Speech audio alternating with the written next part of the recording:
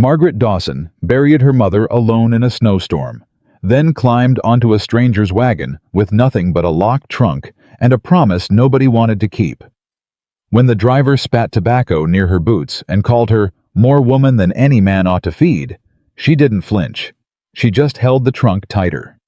Inside, it was everything Ash Hollow would need to survive, and not one soul in that town knew it yet. If you're watching this from your favorite chair with a cup of coffee, tell me what city you're tuning in from tonight. I love seeing how far this story travels. And if stories like this one speak to you, hit subscribe and stay with me. This one's going to break your heart before it heals it. Now, let's begin. The wagon hit a rut hard enough to throw Margaret Dawson sideways, and she caught herself against the wooden rail with both hands, refusing to make a sound. The driver, a leathery man named Otis, who'd said maybe 6 words to her since Cheyenne glanced back at her with something between pity and disgust. "Almost there, ma'am," he said. "Ash Hollow's just past that ridge." Margaret nodded and pulled her shawl tighter around her shoulders. Beneath her, wedged between 2 crates of dry goods, sat the trunk. She hadn't let it out of her sight in 11 days of travel.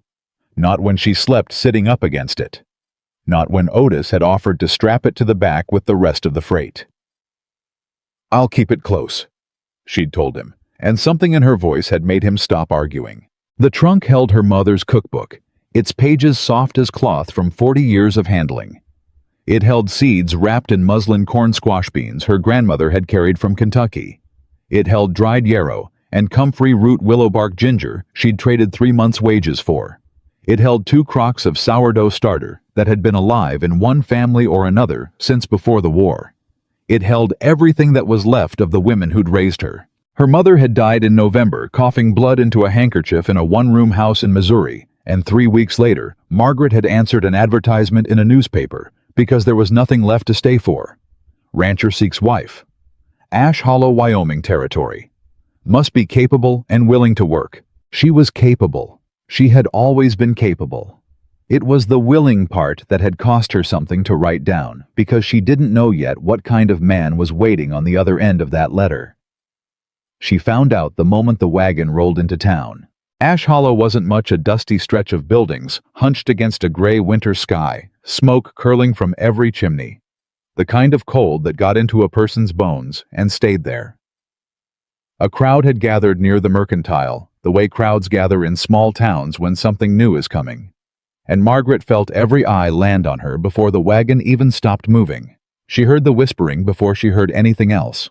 "Lord have mercy, look at the size of her. That can't be Morgan's bride.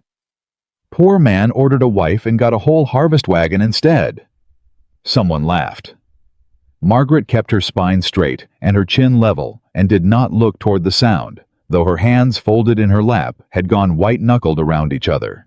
Otis pulled the wagon to a stop in front of the general store, and that was when she saw him. Caleb Morgan, standing apart from the crowd, with his hat pulled low and his arms crossed over his chest, like a man bracing for bad weather. He was tall, broad through the shoulders, with a face that might have been handsome once before. Grief carved it into something harder. He didn't smile. He didn't step forward. He just looked at her. Margaret climbed down from the wagon herself, refusing Otis's hand, and stood in the mud with her skirts already soaked through to the knee. She met Caleb's eyes across the short distance between them, and she watched something pass over his face. Not cruelty, not quite, but a kind of disappointment, so plain, it might as well have been shouted. "You're Margaret Dawson," he said. It wasn't a question. "I am." His jaw worked. His eyes moved over her quick and involuntary, the way a man's eyes move when he's doing math he doesn't want to be doing. The letter didn't say... He stopped himself. Didn't say what Mr. Morgan... He didn't answer. He looked instead toward Otis, who was already hauling her trunk down from the wagon bed with a grunt. "That's a hell of a heavy trunk for one woman," Otis said more to himself than anyone. "I packed it myself," Margaret said. "I'll carry it myself if it comes to that." A ripple of laughter went through the gathered crowd, and Margaret felt her face go hot, despite the cold. A woman near the mercantile door, thin as a fence post, with a mouth pulled tight as a drawstring purse, said just loud enough to be heard, "Well, Caleb Morgan finally got himself a wife who won't blow away in a strong wind. I'll give her that. More laughter. Margaret didn't turn. She had learned a long time ago that turning only fed it. Caleb's jaw tightened, but he said nothing to the woman. He said nothing to any of them. He simply reached down, took the trunk from Otis with one arm easy, like it weighed nothing to him, though Margaret knew exactly how much it weighed, and started walking toward a wagon hitched at the edge of the street. "That's everything?" he asked, not looking back. "That's everything that matters," Margaret said. He set the trunk down harder than he needed to. It landed in the wagon bed with a thud that made her flinch, though she didn't let it show. "We'll talk arrangements at the house," he said. "It's a 2-hour ride. I'd like to make it before dark." "Yes, Mr. Morgan." "Caleb," he said. "No sense you calling me mister if you're fixing to be my wife." There was no warmth in the way he said it. It was a fact delivered flat, the way a man might tell you the weather was turning. The ride to the ranch was silent. Margaret sat beside him on the bench seat, her hands folded, watching the land roll past, brown hills dusted with old snow, black cattle huddled against the wind, a sky so wide and gray it looked like it went on past the edge of the world. She stole glances at Caleb when she thought he wasn't looking. He drove with his eyes fixed straight ahead, his hands loose on the reins, his whole body carrying itself like a man who had learned to hold everything in and let nothing out. "You got kin back in Missouri?" he asked an hour in, breaking the silence so suddenly it startled her. "No," Margaret said. "My mother passed in November. My father before that. I've no brothers or sisters living." He nodded once, like that confirmed something he'd already suspected. "So there's no one to send you back to?" Margaret's throat tightened, but she kept her voice even. "No, Mr. Morgan, there isn't." "Caleb," he said again, but this time it came out quieter, almost like an apology he didn't know how to finish. They didn't speak again until the ranch house came into view. A low, sturdy structure, with smoke rising from a single chimney, a barn behind it, in better repair than the house itself, and a scattering of outbuildings that told Margaret a man lived here who worked hard and noticed little else. Caleb helped her down from the wagon without meeting her eyes, then carried her trunk inside and set it in the corner of the front room without a word about where she ought to sleep, what she ought to do, or how any of this was meant to work. He simply stood there a moment, looking around the house, like he was seeing it through a stranger's eyes for the first time, and something in his face went distant. "There's a room in this back," he said finally. It was... He stopped. "It's yours now. I'll be in the barn most days. Kitchen's through there. I don't eat much. Don't trouble yourself over it." "I intend to cook proper meals, Mr. Morgan," Margaret said, "whether you eat much or not." He looked at her, then really looked, and for a moment, something almost like curiosity flickered behind his eyes. Then it was gone, replaced by that same flat, guarded distance. "Suit yourself," he said, and walked out toward the barn without another word, leaving her alone in a cold house that did not yet feel like anything close to home. Margaret stood in the front room for a long moment after the door shut behind him. She listened to the wind pushing against the walls, felt the chill radiating up through the floorboards, and looked at the bare shelves in the kitchen. Flour gone gray with weevils, a slab of salt pork going rancid at the edges, a coffee tin with barely enough left to darken water. This was a house that had been surviving, not living, surviving. She walked to her trunk, knelt beside it in her damp skirts, and unlatched it, with hands that had gone steady again now that no one was watching her do it. She lifted out the cookbook first, its leather cover soft, and cracked her mother's handwriting, crowding every margin her grandmother's handwriting beneath that, layered like sediment in rock. She ran her thumb over the first page, where her mother had written years ago in careful ink, "Food is what we give when we have nothing else to give." Margaret closed her eyes for one moment. Just one. Long enough to let herself feel the full weight of everything she'd lost and everywhere she'd never see again. Then she opened them, set the book on the table, and began unpacking her seeds, her herbs, her starters, laying each one out like a soldier, laying out arms before a battle she alone understood was coming. Outside, the wind picked up howling low across the frozen hills, carrying with it the first cold breath of yet how bad it would get. She did not know that within weeks, men twice her husband's size would be shaking with fever in their beds, that the town doctor would run out of answers, that the same women who laughed at her in the mud would one day stand at her door with empty hands and desperate eyes. She only knew that she had come here with nothing but a trunk full of knowledge no one respected, and a husband who had already decided before she'd said more than a dozen words to him exactly how little he expected from her. She unpacked the last jar-dried marrow bones her mother had taught her to save, never to waste, because bones held more life in them than most people ever bothered to learn, and set it on the shelf beside the others. "You'll see," she said quietly to no one, to the empty kitchen, to the house that did not yet believe in her. "You'll all see." Outside, Caleb Morgan stood in the doorway of his barn, watching smoke begin to curl from his chimney for the first time in over a year, and told himself it meant nothing at all. The first morning began with frost thick enough to crack under Margaret's boots when she crossed to the henhouse before dawn, and she found exactly 4 eggs waiting for her in a coop that should have held 20 hens and held only 11.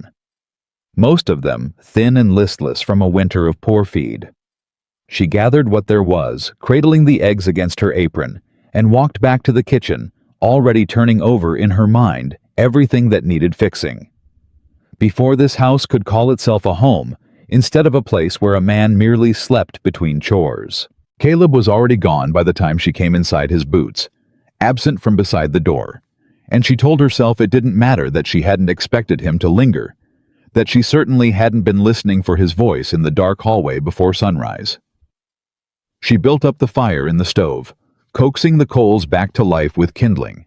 She'd split herself the evening before because she hadn't wanted to ask him for help and give him one more reason to look at her like she was a burden he was already regretting. She found the flour crawling with weevils, just as she'd suspected the day before, and rather than throw the whole sack out, wasting what little they had, she sifted it 3 times through cheesecloth, picking clean what could be saved, because her mother had taught her that a person who threw away food out of squeamishness had never truly gone hungry.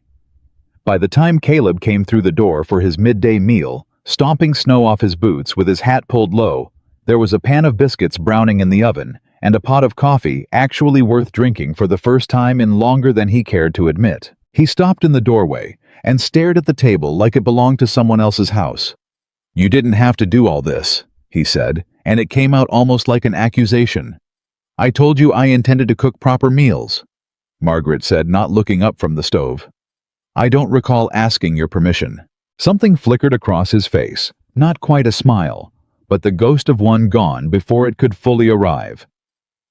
He sat down at the table without another word, and ate 3 biscuits in the time it took her to serve the coffee.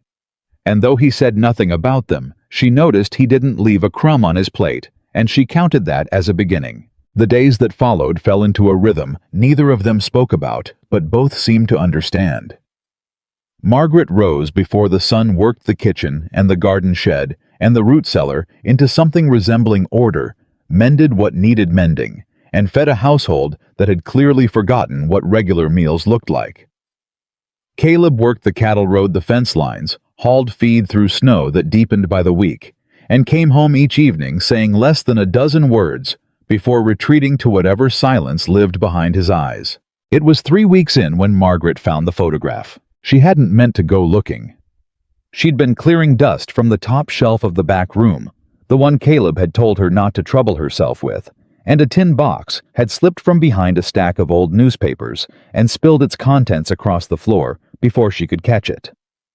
She knelt to gather them up and found herself looking into the face of a young woman with dark hair and a soft smile, holding an infant wrapped in a white blanket, and behind them unmistakably a younger Caleb Morgan, with an expression on his face that Margaret had never once seen him wear in the weeks she'd known him. He looked happy.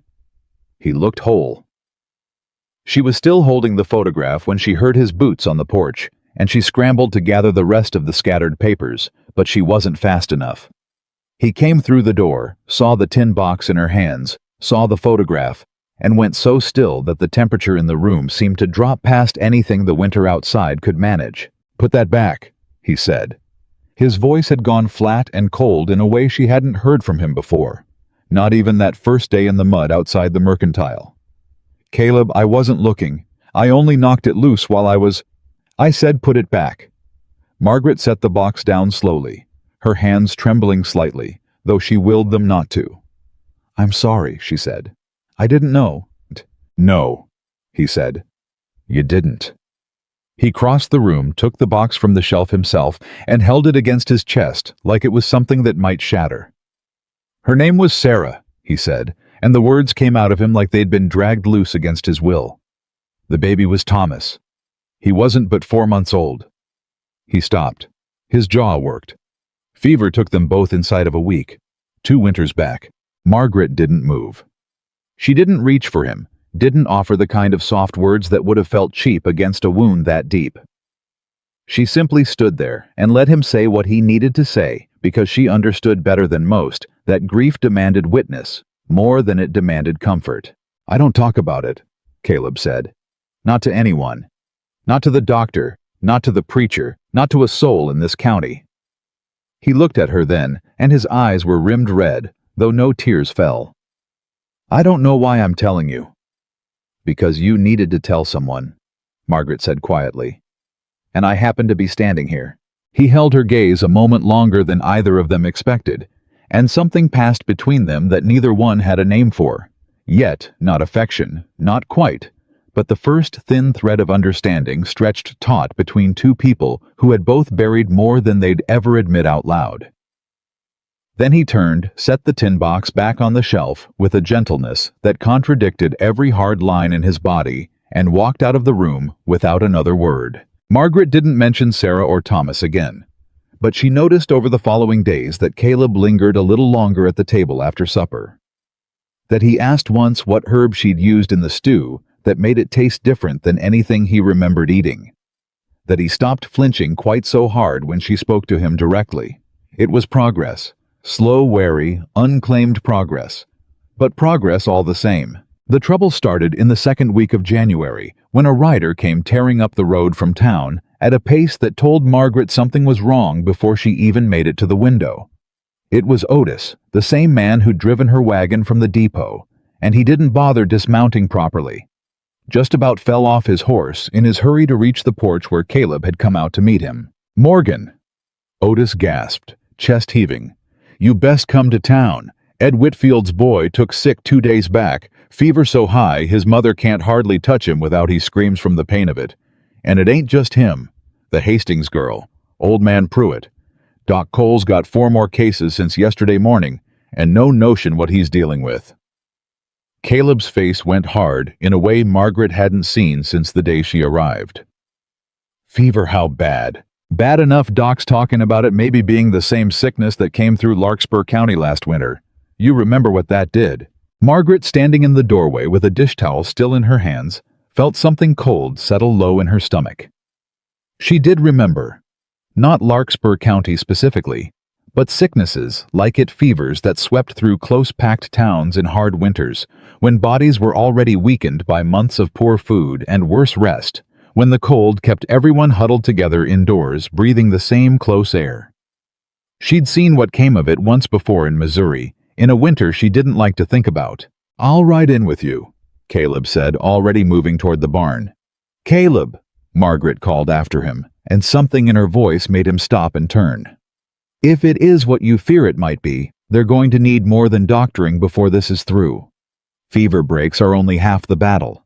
It's what comes after that kills the weak ones. He looked at her for a long moment, something calculating behind his eyes, though whether he understood the weight of what she was saying, she couldn't be certain. I'll send word, he said, and then he was gone, saddling his horse with quick, efficient movements, riding out into the cold, with Otis at a pace that kicked up frozen dirt behind them. Margaret stood on the porch long after they'd disappeared over the ridge. Her arms wrapped around herself against the wind, and felt the shape of the coming weeks settle over her like a shadow she couldn't outrun.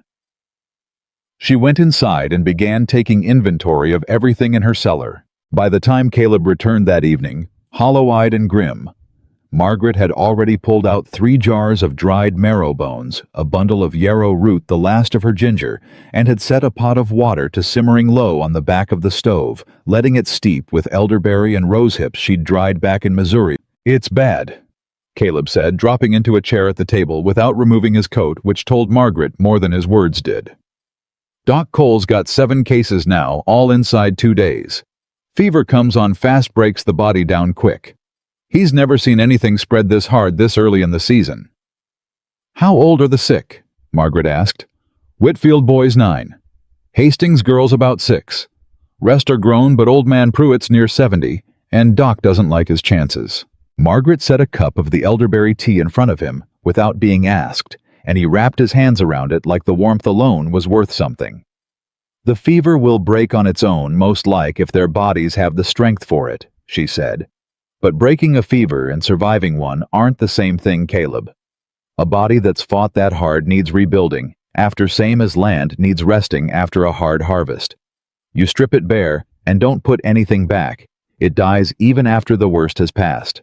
Caleb looked at her over the rim of his cup, something unreadable working behind his eyes. "You talk like you've seen this before." "I have," Margaret said, and didn't elaborate, and he didn't push her to. That night, Margaret didn't sleep. She sat at the kitchen table by lamplight with her mother's cookbook open to a page so worn the ink had nearly vanished in places, tracing the recipe with her finger like she could pull the knowledge up through her skin. Marrow bones roasted first for depth, then simmered slow 12 hours, sometimes 18, until the bones gave up everything they held. Yarrow for the fever. Ginger for the stomach that couldn't hold food down. A careful balance of salt to draw the minerals the body was bleeding out through fever sweat. It wasn't medicine. She knew that. She wasn't foolish enough to think broth alone could stop a sickness in its tracks. But she also knew with a certainty that lived in her bones, as much as in her mother's careful handwriting, that a body fighting for its life needed fuel, and fuel that could be kept down when everything else came back up was worth more in that fight than most people understood. By morning, she had 4 jars of bone broth simmering, the whole house filled with a rich, dark smell that seemed almost obscene against the desperation gathering in town. "I want to bring this in," Margaret told Caleb over breakfast, gesturing to the jars cooling on the counter. "To the sick families. It won't cure them, but it might keep them strong enough to survive the fever once it breaks." Caleb's jaw tightened. Margaret, "Doc Cole's got real medicine. Quinine laudanum, things a doctor trained for years to use. Folks aren't going to want some stranger's broth when the doctor's already doing what he can." The words landed harder than he probably meant them to, and Margaret felt her spine straighten, felt the old familiar heat rise up her neck. The same heat she'd felt standing in the mud outside the Mercantile, while the town laughed at the size of her. "Some stranger's broth," she repeated slowly.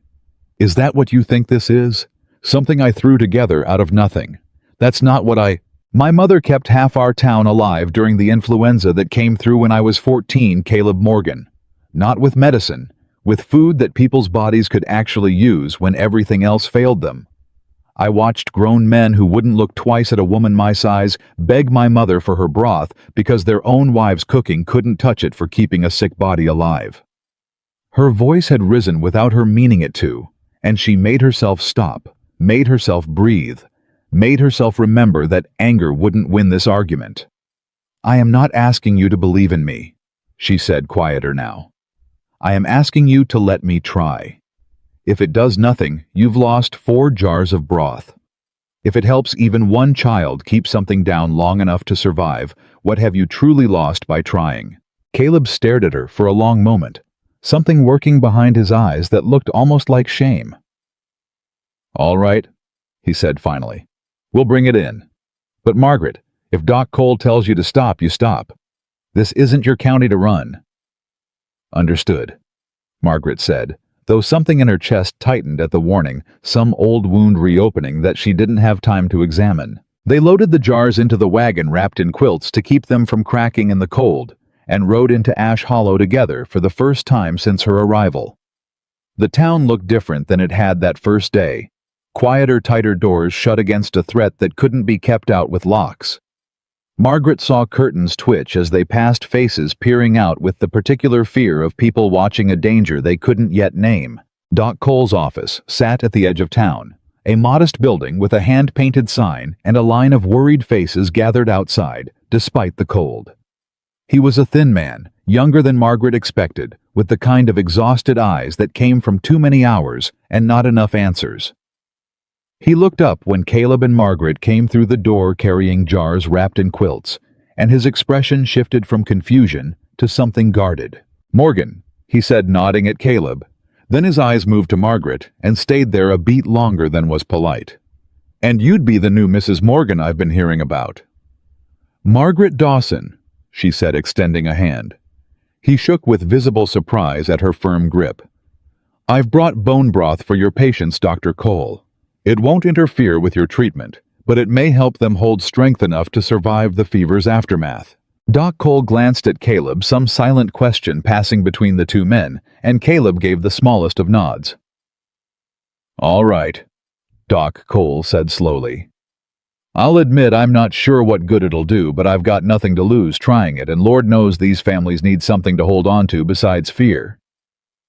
He led them back through a curtained doorway into a room where 3 cots held children too still for Margaret's liking, their faces flushed with fever, their mothers hovering with the particular helplessness of people who had already tried everything they knew. The first was the Whitfield boy, 9 years old, his small body curled tight beneath a wool blanket, his mother pressing a damp cloth to his forehead with shaking hands.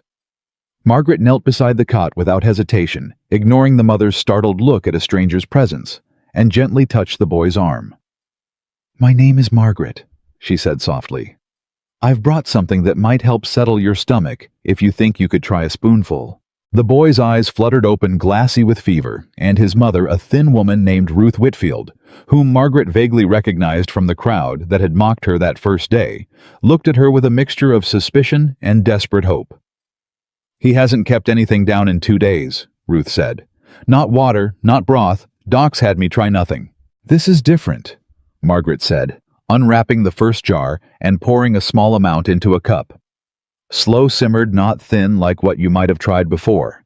The body can hold on to this when it can't hold on to much else." She lifted the boy's head, gently offered the cup to his lips. "Just a small sip, sweetheart. See how it sits." The boy's throat worked, swallowing, and for a long, tense moment, nothing happened. Ruth Whitfield held her breath.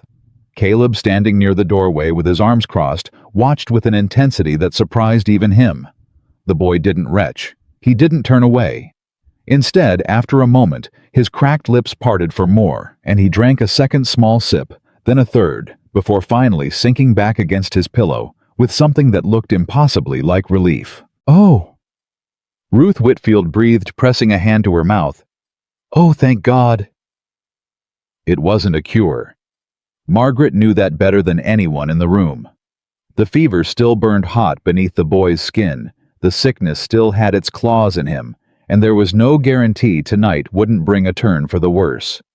But something had shifted in the room all the same, a small, fragile thread of hope, where before there had only been helpless waiting. They moved to the second cot, the Hastings girl, and repeated the process, and then to old man Pruitt, whose gruff protests about not needing coddling from some woman's kitchen concoction dissolved the moment the broth touched his tongue, and his body, starved for 2 days, recognized nourishment for what it was. By the time they left Doc Cole's office, the sun had begun its early winter descent, and Margaret felt bone-tired in a way that had nothing to do with physical labor. Caleb was quiet on the ride home, his eyes fixed on the road ahead, and Margaret let the silence sit between them, uncertain what to make of it. "You didn't have to come with me today," she said finally when the ranch house came into view. "Yeah," Caleb said. "I did." She glanced at him, surprised, but he offered nothing further. His jaw set against whatever thoughts were working behind his eyes, and Margaret decided not to push. Some men needed time to arrive at their own conclusions, and she was beginning to understand that Caleb Morgan was exactly that kind of man. The sickness didn't slow in the days that followed. If anything, it spread faster, moving through Ash Hollow, like fire through dry grass, claiming new households each morning, until Doc Cole's small office couldn't hold all the sick. and families began keeping their loved ones home, too afraid or too proud to ask for help they weren't certain would come. Margaret didn't wait to be asked twice. Every morning before dawn, she was in the kitchen roasting bones, chopping herbs, simmering pot after pot until the whole house smelled like something being kept alive through sheer stubborn will. Caleb, without a word about it, began clearing space in the wagon bed each morning, loading jars wrapped in quilts and driving her into town before he turned to his own work on the ranch, returning each evening to collect her and hear the day's reports. Word spread quickly, the way word does in small towns, desperate for anything resembling good news. The widow Hale, sharp-tongued and quick to judge, was among the first to send word asking if the broth might be brought to her ailing sister. The same woman who'd made the comment about Margaret not blowing away in a strong wind stood on her porch. 3 days later, eyes red-rimmed with worry, and asked in a voice stripped of all its former mockery if Mrs. Morgan might spare a jar for her husband who'd taken sick overnight. Margaret gave her 2. "I don't know how to thank you," the woman said, and there was something raw and unguarded in her face that hadn't been there the day Margaret arrived in the mud. "You don't need to thank me," Margaret said. "Just get that broth into him warm, small sips every hour if he'll take it." It wasn't universal acceptance. There were still whispers, still families who eyed the broth with suspicion, still men who muttered that real medicine came from Doc Cole's bag, and not some woman's stew pot. But something was shifting in Ash Hollow, slow and uneven, like ice beginning to crack across a frozen pond, not broken yet, but no longer solid the way it once was. Doc Cole himself began to change his tune. 2 weeks into the epidemic, he sought Margaret out, directly finding her in his examination room, checking on the Whitfield boy who was sitting up now, pale but alert, spooning broth into his own mouth with the eager appetite of a child returning from the edge of something dark. "I need to talk to you," Doc Cole said, and something in his tone made Margaret set down the empty cup and give him her full attention. "I've been keeping records. Every patient, every treatment, every outcome, same as I do with any outbreak. And Mrs. Morgan, I'm seeing something I don't rightly know what to make of." "What kind of something?" "The fever breaks the same for everyone, more or less. Quinine helps some, laudanum eases the worst of the suffering, but the fever runs its course regardless of what I give them. That part I understand. It's what happens after the fever breaks that's got me stumped." He rubbed a hand over his tired eyes. "Patients who've had your broth consistently every few hours, through the sickness they're coming through the other side, stronger. Faster recovery, fewer relapses. But patients who've refused it, or families too proud, or too far out to bring it to, I'm losing more of them in the days right after the fever breaks than during the fever itself." Margaret felt something settle in her chest, a confirmation of what she'd known instinctively, but hadn't dared say aloud, not even to herself. "The fever isn't what kills them," she said quietly. "It's what the fever leaves behind. A body burns through everything it has, fighting that hard, Dr. Cole. If there's nothing to rebuild it with, once the fighting's done, it just gives out." Doc Cole looked at her for a long moment. Something shifting behind his tired eyes. Not quite disbelief, but the particular unease of a man watching the ground shift beneath assumptions he'd built a career on. "I trained for 6 years, he said slowly. "Studied under men who'd practiced medicine for decades before me. And you're telling me a pot of bone broth is doing something I can't explain with anything I learned in that training?"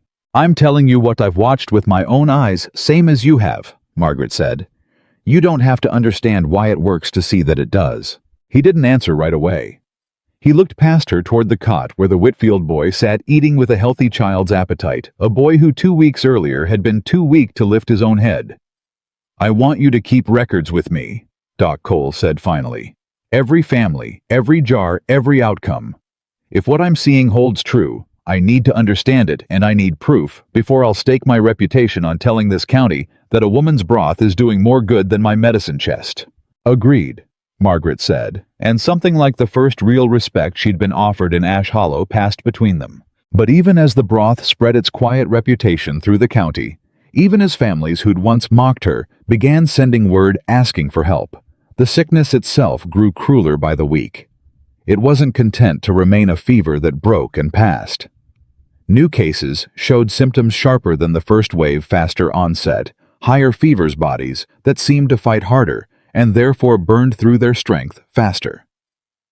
Then came the night everything nearly fell apart. It was late February, the cold at its most vicious, when a rider pounded up to the ranch house well past midnight, hammering on the door hard enough to wake both Margaret and Caleb from restless sleep. Caleb answered it in his nightclothes, rifle in hand, out of old habit, only to find Ruth Whitfield's husband, Ed, standing on the porch with wild eyes and no coat despite the killing cold. "It's Thomas," he gasped. Not Caleb's son long buried, but the Whitfield boy, the same child who'd taken that first careful sip of broth weeks earlier. "Fever's back, worse than before. Ruth sent me quick as I could ride." Margaret was already dressing before Caleb finished relaying the message.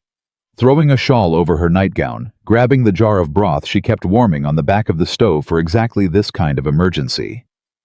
"Take me to him," she said, and there was no room in her voice for argument. The ride into town felt endless, the horses straining against snow and ice. Ed Whitfield white-faced and silent beside her, while Caleb drove with a grim focus that spoke to old fears. Resurfacing. Fears Margaret understood without being told. Fears about another child, another fever, another loss. He couldn't survive a second time. They found the boy in worse shape than Margaret had feared. His fever had spiked violently, his small body trembling with chills, despite the heat radiating off his skin. And Doc Cole, already there, ashen-faced and exhausted, looked up at Margaret with something close to desperation. "I don't understand it," he said. "He was recovering. He was eating, sitting up, laughing with his sister 2 days ago. Then tonight this." Margaret knelt beside the bed, pressed her hand to the boy's burning forehead, felt the way his small body had gone rigid with the effort of fighting something his weakened frame could barely sustain. "Relapse fever," she murmured more to herself than anyone. It happens sometimes when the body's pushed too hard too fast after the first sickness. Pneumonia sometimes follows if the lungs weren't given time to fully recover. "Can you help him?" Ruth Whitfield's voice cracked on the question, and Margaret looked up to see the woman's face crumbling, all her earlier pride and sharp words stripped away by raw maternal terror. "I can try," Margaret said. "But I need you to trust me completely right now, Ruth. Can you do that?" Ruth nodded, tears streaming freely, and Margaret set to work with a focused urgency that left no room for doubt or hesitation. She warmed the broth herself over Doc Cole's small stove, added a careful pinch of ginger to settle a stomach that had likely gone raw from the returned fever, and began coaxing small spoonfuls between the boy's cracked, fever-dry lips, one at a time, patient as stone while the whole room held its breath around her. "Come on," she murmured, so quiet only the boy could have heard her. "Come on, Thomas. You did this once already. You know how." The minutes stretched into what felt like hours. Doc Cole hovered nearby, checking the boy's pulse, his breathing murmuring low numbers to himself that Margaret didn't fully understand, but recognized as the language of a man watching for any sign, good or bad. Caleb stood in the doorway, arms crossed tight against his chest, his eyes fixed on the small, fevered body in the bed, with an intensity that spoke to wounds far older than this single night. Then, just past 3 in the morning, the boy's breathing changed. Shallow, ragged breaths deepened, slowed, steadied. The rigid tension in his small body eased. Doc Cole pressed 2 fingers to his wrist, counted silently, and looked up with something like disbelief written across his exhausted face. "Fever's breaking," he said. "Pulse is steadying. Margaret, whatever you just did, his body's responding." Ruth Whitfield collapsed into a chair, sobbing openly. Now relief tearing through her in violent waves, and Ed crossed the room to wrap his arms around her, both of them shaking with the release of terror they'd been holding since Ed first pounded on the Morgan door. Margaret sat back on her heels, suddenly aware of how exhausted she was, how her hands had begun trembling now that the crisis had passed, how the weight of everything she'd carried into this house, every jar, every seed, every scrap of knowledge her mother and grandmother had pressed into her before they died, had just proven itself against the worst this county could throw at her. She looked up and found Caleb watching her from the doorway, And the expression on his face was one she hadn't seen from him before. Not doubt. Not the wary distance he'd carried since the day she arrived. Something that looked unmistakably like awe. "You saved him," Caleb said quietly, crossing the room to kneel beside her. His voice, "You just saved that boy's life." "We don't know that for certain," Margaret said, though her own voice wavered with something she couldn't quite name. "The fever could have broken on its own." "Don't do that," Caleb said, and there was an edge to his voice now, something fierce and protective that surprised them both. "Don't shrink yourself down. Not after what I just watched you do." Margaret looked at him, really looked at him, and saw none of the doubt that had greeted her that first day in the mud outside the mercantile. Whatever wall he'd built around himself since Sarah and Thomas died, whatever careful distance he'd maintained through weeks of her cooking. Her presence, her quiet persistence, something had cracked open tonight, and Margaret understood with a certainty that settled deep in her chest that nothing between them would be quite the same again. Doc Cole cleared his throat from across the room, breaking the moment with visible discomfort. "I'll want to keep him here another day. Watch for any further relapse," he said. "But Margaret, I think we need to talk seriously about what you're doing. Not just here. Not just for the families who happen to send word. This whole county's going to need what you've got in that kitchen before this sickness runs its course, and I don't think either of us can keep doing this one jar at a time." Margaret rose slowly, her legs stiff from kneeling so long, and looked around the small room at the sleeping boy, whose color had already begun returning at his exhausted, grateful parents at Doc Cole, watching her with something that had shifted permanently from skepticism into respect, and at Caleb standing close enough now that she could feel the warmth radiating off him, despite the winter chill still clinging to his coat. "Then we'd better start planning," she said, "because this is only the beginning of what's coming." Outside, the wind howled against the windows, carrying with it the particular cold that came before dawn. The kind that promised the sickness gripping Ash Hollow was far from finished with them yet. But inside that small room, something had shifted, that no wind could touch. A doctor who no longer doubted her methods, a husband who no longer doubted her worth, and a woman who had spent her whole life being told she was too much of everything except what mattered, finally beginning to understand that she had been enough all along. They rode home as the first gray light of dawn crept over the eastern hills, exhaustion settling heavy over both of them. But Caleb reached over at one point during the ride and covered her hand with his own. Just for a moment, just long enough to say, without words, everything his pride wouldn't yet let him speak aloud. Margaret didn't pull away. Behind them, Ash Hollow slept fitfully beneath its blanket of sickness and snow, unaware that the woman it had mocked just weeks before now held quite literally the thread that might keep its people alive through the worst winter the county had ever known, and unaware that the true test of everything Margaret Dawson carried in that trunk was still waiting patient and merciless in the weeks still to come. The days after Thomas Whitfield's relapse fever broke seemed for a short while to promise the worst had passed.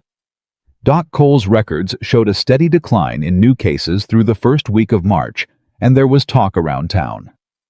Cautious, half-whispered talk, the kind people use when they're afraid of jinxing good fortune, that Ash Hollow might come through this after all.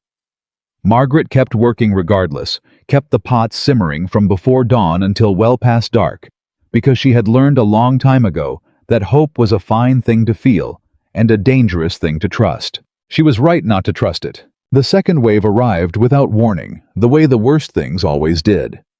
It started with a wagon train that had come through from the north. 3 families fleeing a played-out silver claim near the Montana line, looking for work and shelter, before the last of the winter closed the passes behind them.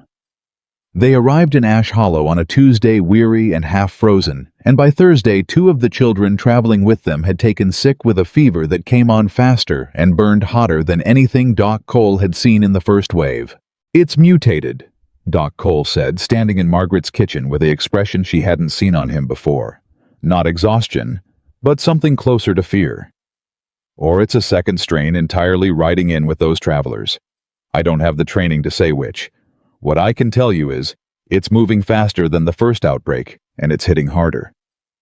Margaret set down the ladle she'd been holding, feeling the cold weight of his words settle into her chest. How many cases? 9 as of this morning. 4 of them children. He rubbed a hand over his face, and Margaret noticed for the first time the gray that had crept into his beard, just these past weeks aging him years in a matter of days. Margaret, I need to be honest with you. My medicine chest is nearly empty. I sent for more quinine 3 weeks back, but with the passes, the way they are, I don't know when it'll arrive or if it will before spring thaw.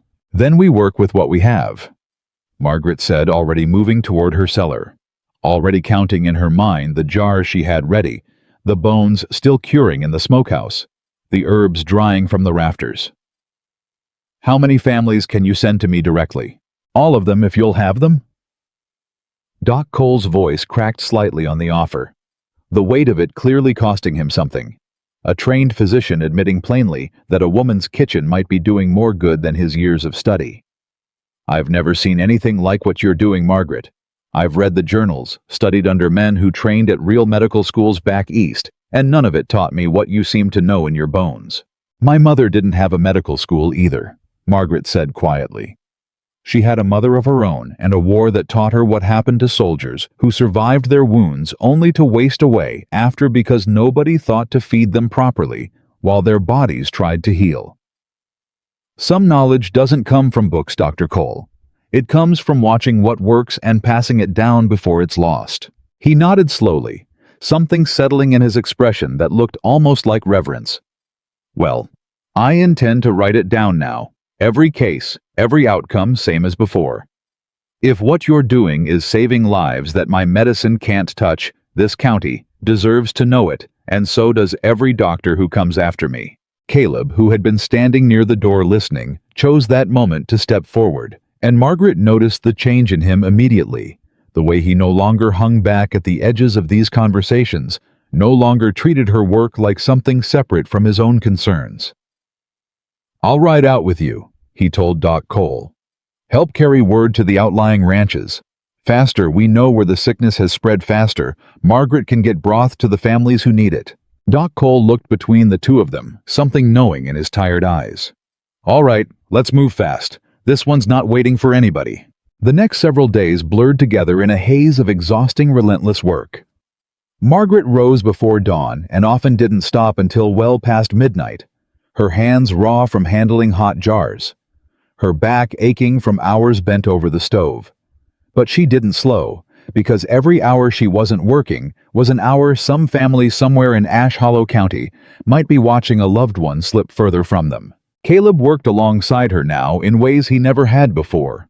He split wood for the fire without being asked, hauled water, rode into the hills to hunt when the meat stores ran low, and each evening, without fail, loaded the wagon with jars wrapped carefully in quilts and drove her into whatever corner of the county needed her most that day. It was on one of these rides, deep into the second week of the new outbreak, that Margaret first heard the name that would come to define the hardest days still ahead of them.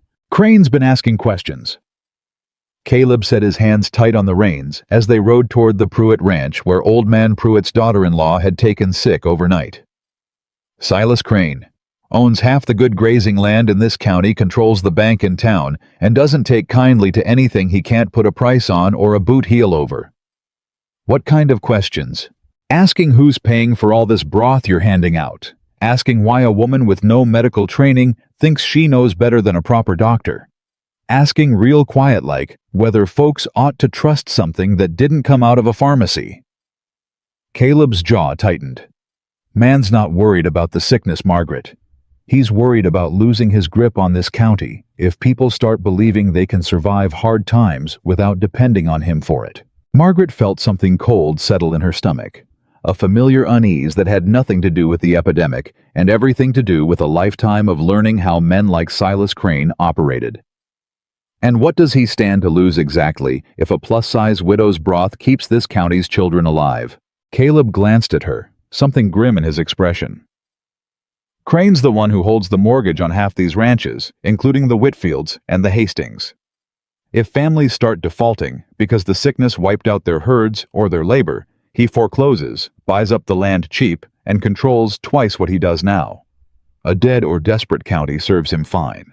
A county that pulls together and survives on its own without needing his bank or his charity doesn't serve him at all. Margaret absorbed this in silence for a moment, watching the frozen fields roll past, understanding with sudden clarity that the epidemic ravaging Ash Hollow wasn't the only danger stalking its people.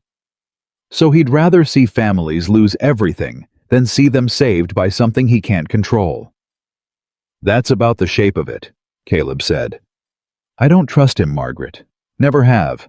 And I don't like that he's taken an interest in what you're doing." They arrived at the Pruitt Ranch to find the daughter-in-law, a young woman named Clara, curled in bed with fever sweat soaking through her nightgown, her husband hovering nearby with the particular helpless panic of a man watching someone he loved suffer without knowing how to stop it. Margaret set to work immediately, warming broth, coaxing careful sips between Clara's cracked lips, murmuring steady reassurances while the young husband paced, and old man Pruitt himself, still weak from his own recent brush with the fever, watched from a chair by the fire, with tears he didn't bother hiding. "You saved me not 3 weeks back," Pruitt said, his voice rough. "Didn't think I'd live to see spring, and here you are again saving my Clara too." "She's a fighter," Margaret said, not looking up from her work. "Just needs the strength to finish the fight." It was nearly midnight by the time Clara's fever broke and her breathing steadied, and Margaret rode home with Caleb through bitter cold. Both of them wrapped in blankets and exhaustion.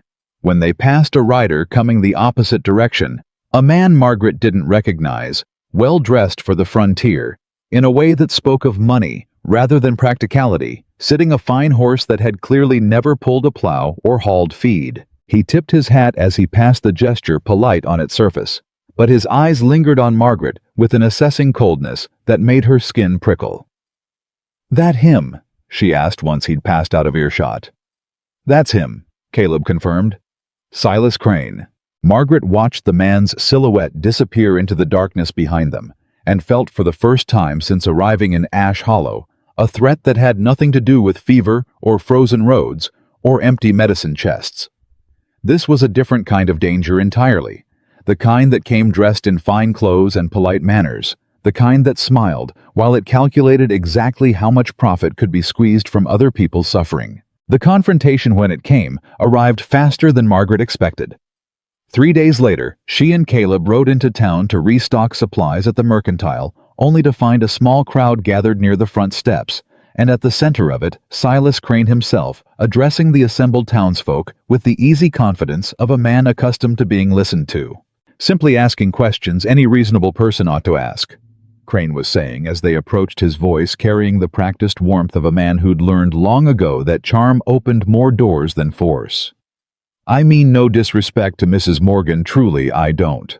But we're talking about the health of this county's children, and I think it's worth asking whether we ought to be relying on unproven remedies from a woman with no medical training when Doc Cole's medicine, proper medicine studied and tested, sits available to anyone willing to pay for it."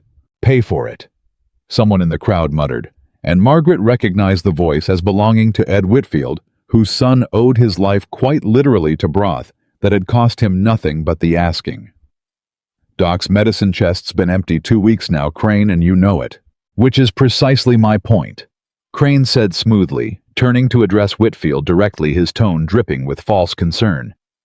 "The bank has been in discussion about funding a proper supply run to Cheyenne, bringing back real medicine, real treatment, rather than relying on—" His eyes flicked toward Margaret, who had stopped at the edge of the crowd with Caleb tense beside her, well-meaning but unqualified home remedies. "Say it plain, Crane!" Caleb's voice cut through the murmuring crowd hard and clear enough that every head turned toward him. "You're not worried about medicine. You're worried this county's stopped needing your bank to survive." A ripple went through the gathered townsfolk, and Crane's easy smile flickered just for a moment before smoothing back into place. "Caleb Morgan," he said, his voice cooling by several careful degrees. "I understand your wife's efforts come from a good place. But surely even you can see the danger in an entire county placing its faith in unproven methods, however well-intentioned." "Unproven!" Doc Cole's voice rang out now, and Margaret turned to see him pushing through the gathered crowd, his exhaustion visible, but his expression fierce in a way she'd never seen from the normally mild-mannered physician. Mr. Crane, I have kept detailed records of every case this county has faced since the first outbreak began. Records showing that patients who received Mrs. Morgan's broth alongside standard treatment have shown a recovery rate nearly double those who received medicine alone. I have watched with my own eyes children on the edge of death pull back from it because of what that woman does in her kitchen. I don't know how to explain it in the terms my training gave me, but I know what I've witnessed, and I will stake my professional reputation on it. The crowd had gone very still, every eye moving between Doc Cole Crane and Margaret, who stood at the center of the unfolding confrontation, feeling suddenly uncomfortably visible in a way that reminded her sharply of that first day in the mud outside the mercantile. With respect, Dr. Cole. Crane said, his voice still smooth but with an edge creeping in now. Correlation isn't proof. Perhaps these children would have recovered regardless. Perhaps it's simply the passage of time, and Mrs. Morgan's broth happens to be given alongside it. Then explain the ones who died, Doc Cole said flatly, and the words landed hard across the gathered crowd. Explain the families who refused the broth out of pride or suspicion, whose loved ones fought through the fever, only to waste away in the days after, when their bodies had nothing left to rebuild with. I've buried 3 patients this month, Mr. Crane, and every single one refused Margaret Dawson's broth. I don't call that coincidence. I call that evidence, and I'll write it in my own hand for any doctor in this territory to examine. A heavy silence followed, broken only by the wind pushing dust down the frozen street, and Margaret watched something shift across the assembled faces. The same townspeople who had laughed at her arrival, who had whispered about her size and doubted her worth, now looking at her with expressions that ranged from cautious respect to open gratitude. Crane's jaw tightened almost imperceptibly, but his voice remained maddeningly pleasant when he spoke again. Well, I suppose time will tell which of us is right. He tipped his hat first to Doc Cole, then with deliberate slowness to Margaret herself. Mrs. Morgan, I do hope your remarkable luck continues to hold. He turned and walked away, unhurried, his fine boots striking the frozen ground with the confidence of a man who had lost this particular skirmish, but had no intention of losing the war. And Margaret felt a chill settle over her that had nothing to do with the winter air. He's not done, she said quietly, once Crane had disappeared around the corner of the bank. No, Caleb agreed, his hand finding hers without either of them quite deciding to let it. He's not. Man like that doesn't lose gracefully. He regroups. Doc Cole approached them, still visibly shaken by his own outburst, but standing straighter than Margaret had seen him in weeks. I meant every word, he said. And I intend to write to the Territorial Medical Board about what I've documented here. If what you're doing works this well, Margaret, other counties facing hard winters deserve to know it too. Thank you, Dr. Cole, Margaret said, and found her voice unexpectedly thick with emotion. You didn't have to defend me the way you did. I defended the evidence, he said simply. You just happened to be standing behind it. He offered her the smallest of smiles, tired but genuine. Besides, after what I watched with the Whitfield boy, I'd have been a poor excuse for a physician to stay silent while a man like Crane tried to discredit the very thing keeping half this county's children alive. They rode home that evening in a silence that felt different from the exhausted quiet of previous weeks, charged with something unspoken, something that had shifted permanently in the confrontation outside the mercantile. Margaret found herself stealing glances at Caleb, at the hard set of his jaw, the protective way he'd positioned himself between her and Crane without her even noticing him do it, and felt something warm and unfamiliar bloom in her chest, despite the cold. You defended me back there, she said, finally breaking the silence. Wasn't hard, Caleb said, eyes fixed on the road ahead, though Margaret noticed his hands had tightened on the reins. Man like Crane's been circling this county for years, waiting for folks to weaken enough that he can pick them apart, watching him try to use you as his opening. He stopped, his jaw working. I wasn't about to let that stand. Because it's good business protecting your investment in a wife who's proven useful. The words came out sharper than Margaret intended, old defenses rising up, despite herself, despite everything that had shifted between them these past weeks. Caleb turned to look at her, then something fierce and wounded crossing his face in equal measure. Is that really what you think this is? Margaret held his gaze, searching for the easy dismissal she'd expected, the confirmation of every doubt she'd carried since that first cold reception in the mud, but found instead something raw and unguarded that made her breath catch. "No," she admitted quietly. "I don't think that at all anymore. I'm sorry. I don't know why I said it. Because you spent your whole life waiting for people to prove they only wanted you around for what you could do for them." Caleb said, his voice rough but gentle, in a way she hadn't heard from him before.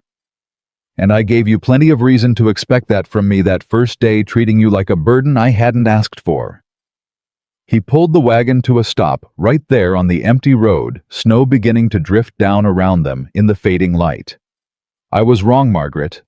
Wrong about what I expected. Wrong about what I thought I needed in a wife. Wrong about nearly everything except one thing." "What's that?" "That I don't know how I managed this ranch, this life, before you climbed down off that wagon and looked me dead in the eye instead of shrinking away from what this town was saying about you." His voice caught slightly, and Margaret watched him fight to steady it. "I buried Sarah and Thomas thinking I'd never let myself care about losing someone again. Told myself it was easier that way, safer.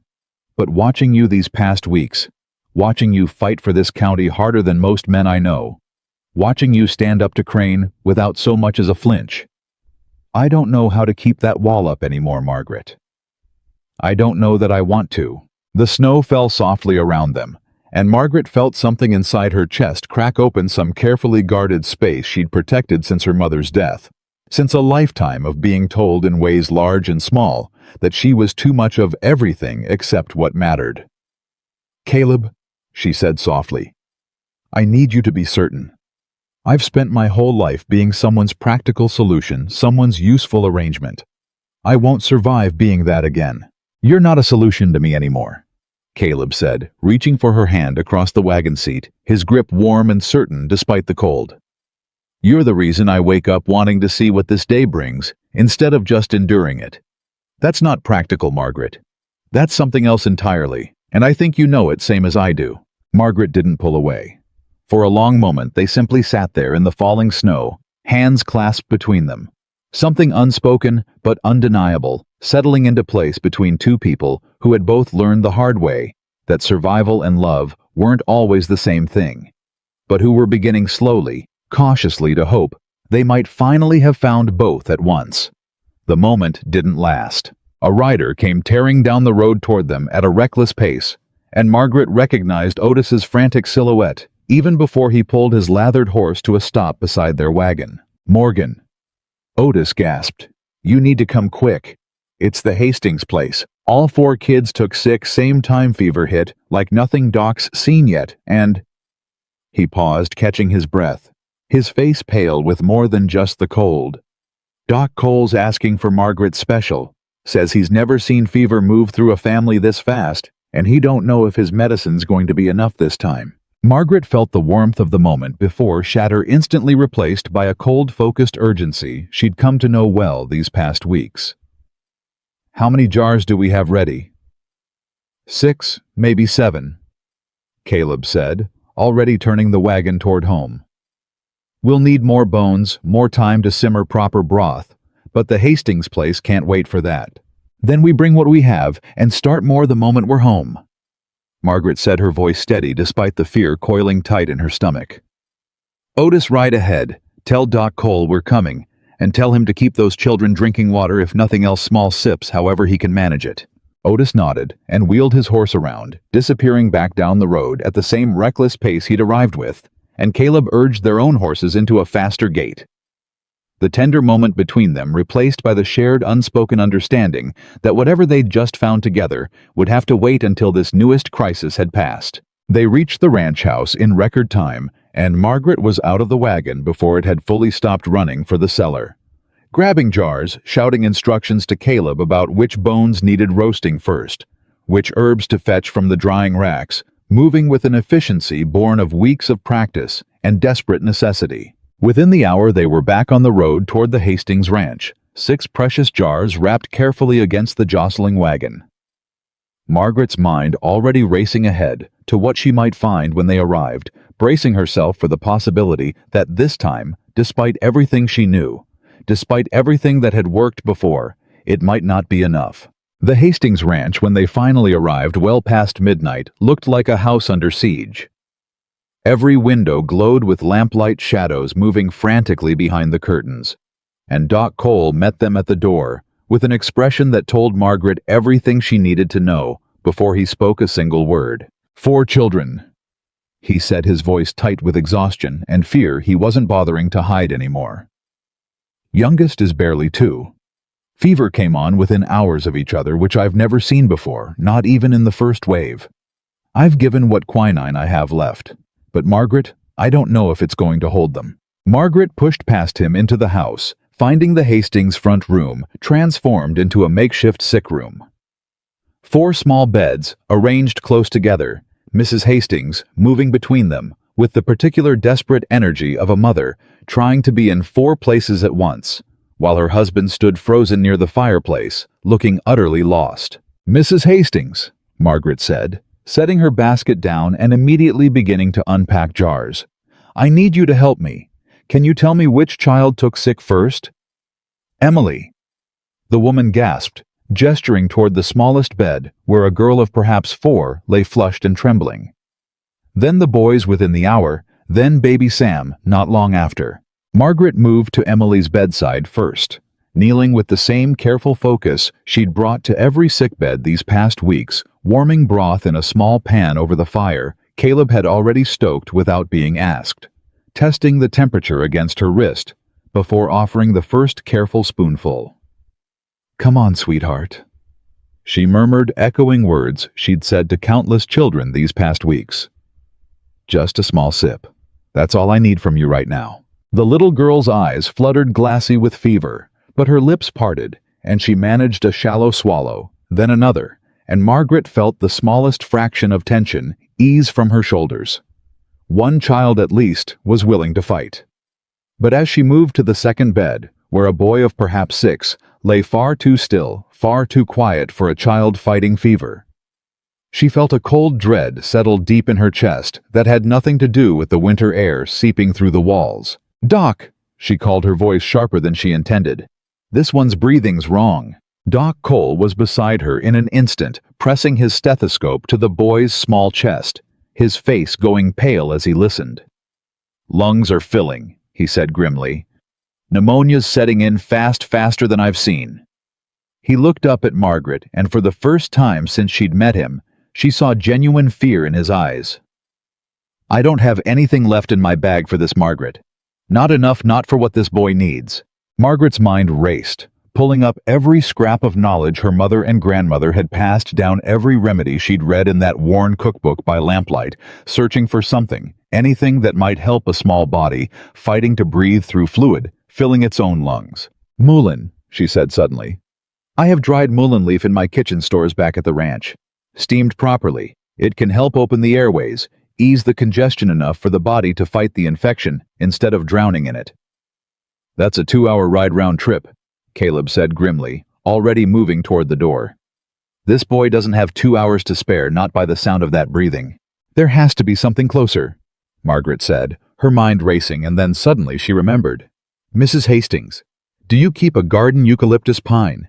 Anything with strong-smelling sap or needles?"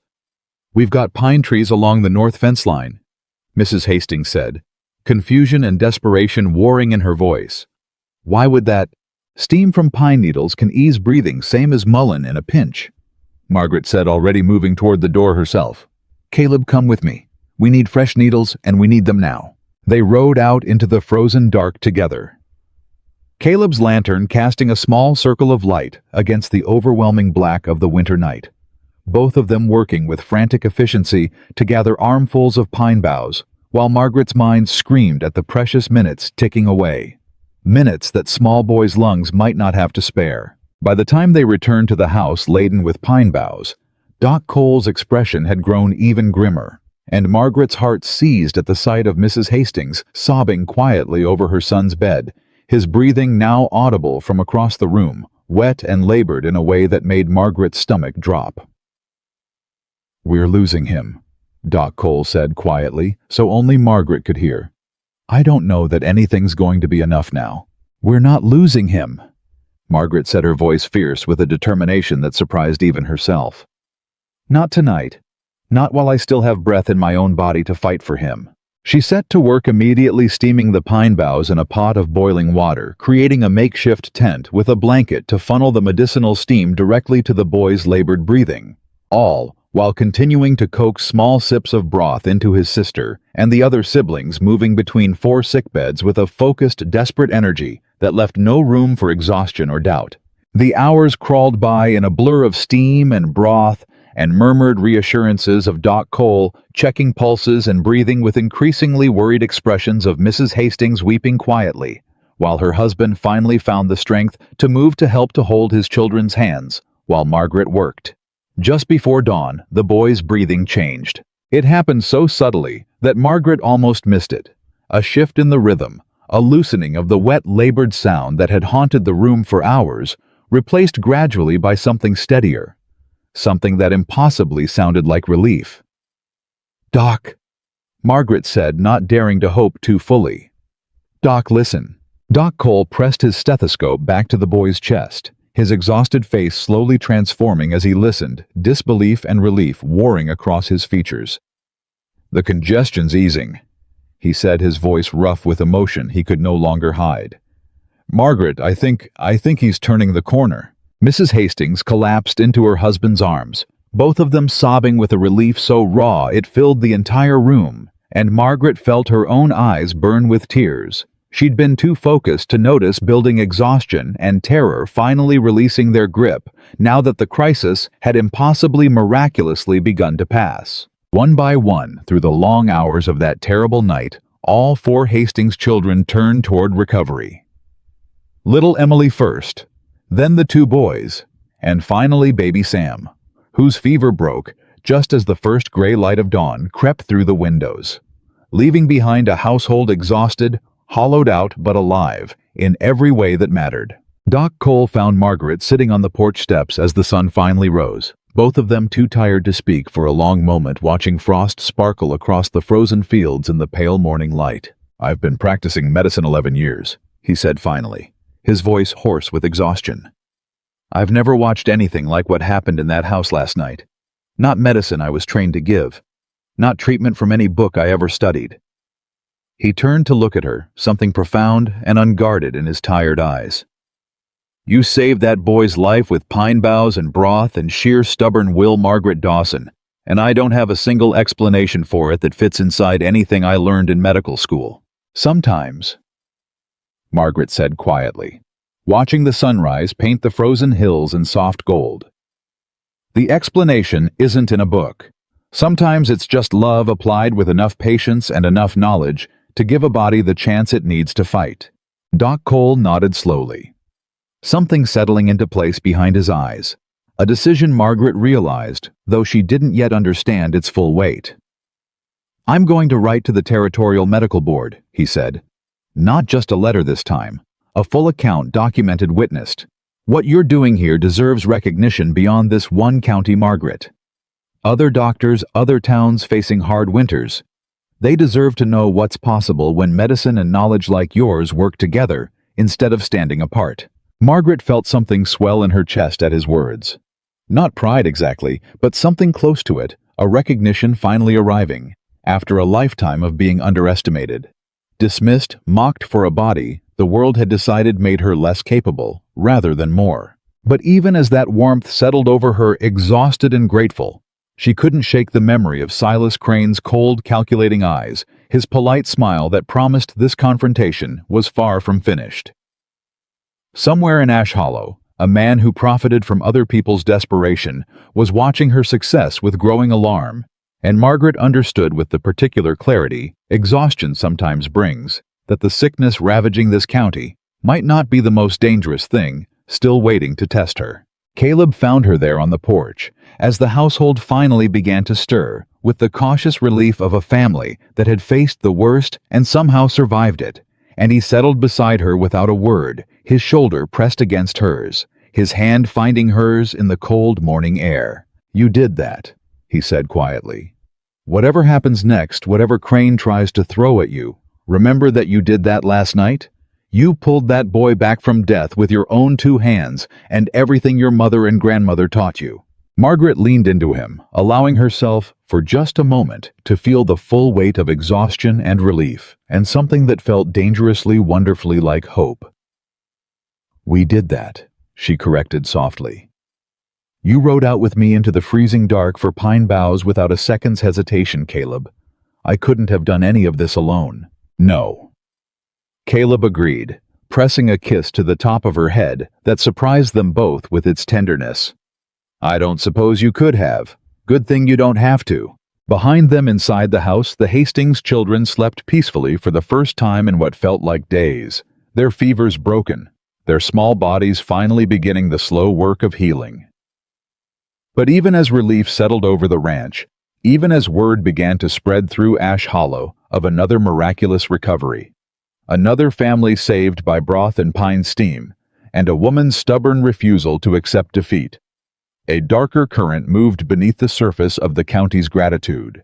Silas Crane sat in his office above the bank that same morning, watching the pale winter sun rise over a town increasingly unified around a woman he could neither buy nor intimidate, and made a decision that would test everything Margaret Dawson had built far more severely than any fever ever could. He would need a different kind of weapon entirely. Silas Crane did not sleep that night. He sat in his office long after the bank had closed, a bottle of good whiskey untouched at his elbow, turning over in his mind every scrap of leverage he held over the people of Ash Hollow County. He had built his fortune the same way he built everything, patiently, methodically, always finding the crack in a person's foundation before he needed to press on it. Margaret Dawson had no mortgage. He could call no debt. He could threaten no business license. He could revoke. She was infuriatingly untouchable by every ordinary means he knew. But everyone had a weakness. He simply hadn't found hers yet. He found his opening 3 days later when a letter arrived from a physician in Cheyenne he'd corresponded with before, a man named Dr. Aldous Rayburn, who ran a private practice catering to the territory's wealthier families, and who had on more than one occasion expressed his professional contempt for what he called frontier superstition dressed up as medicine.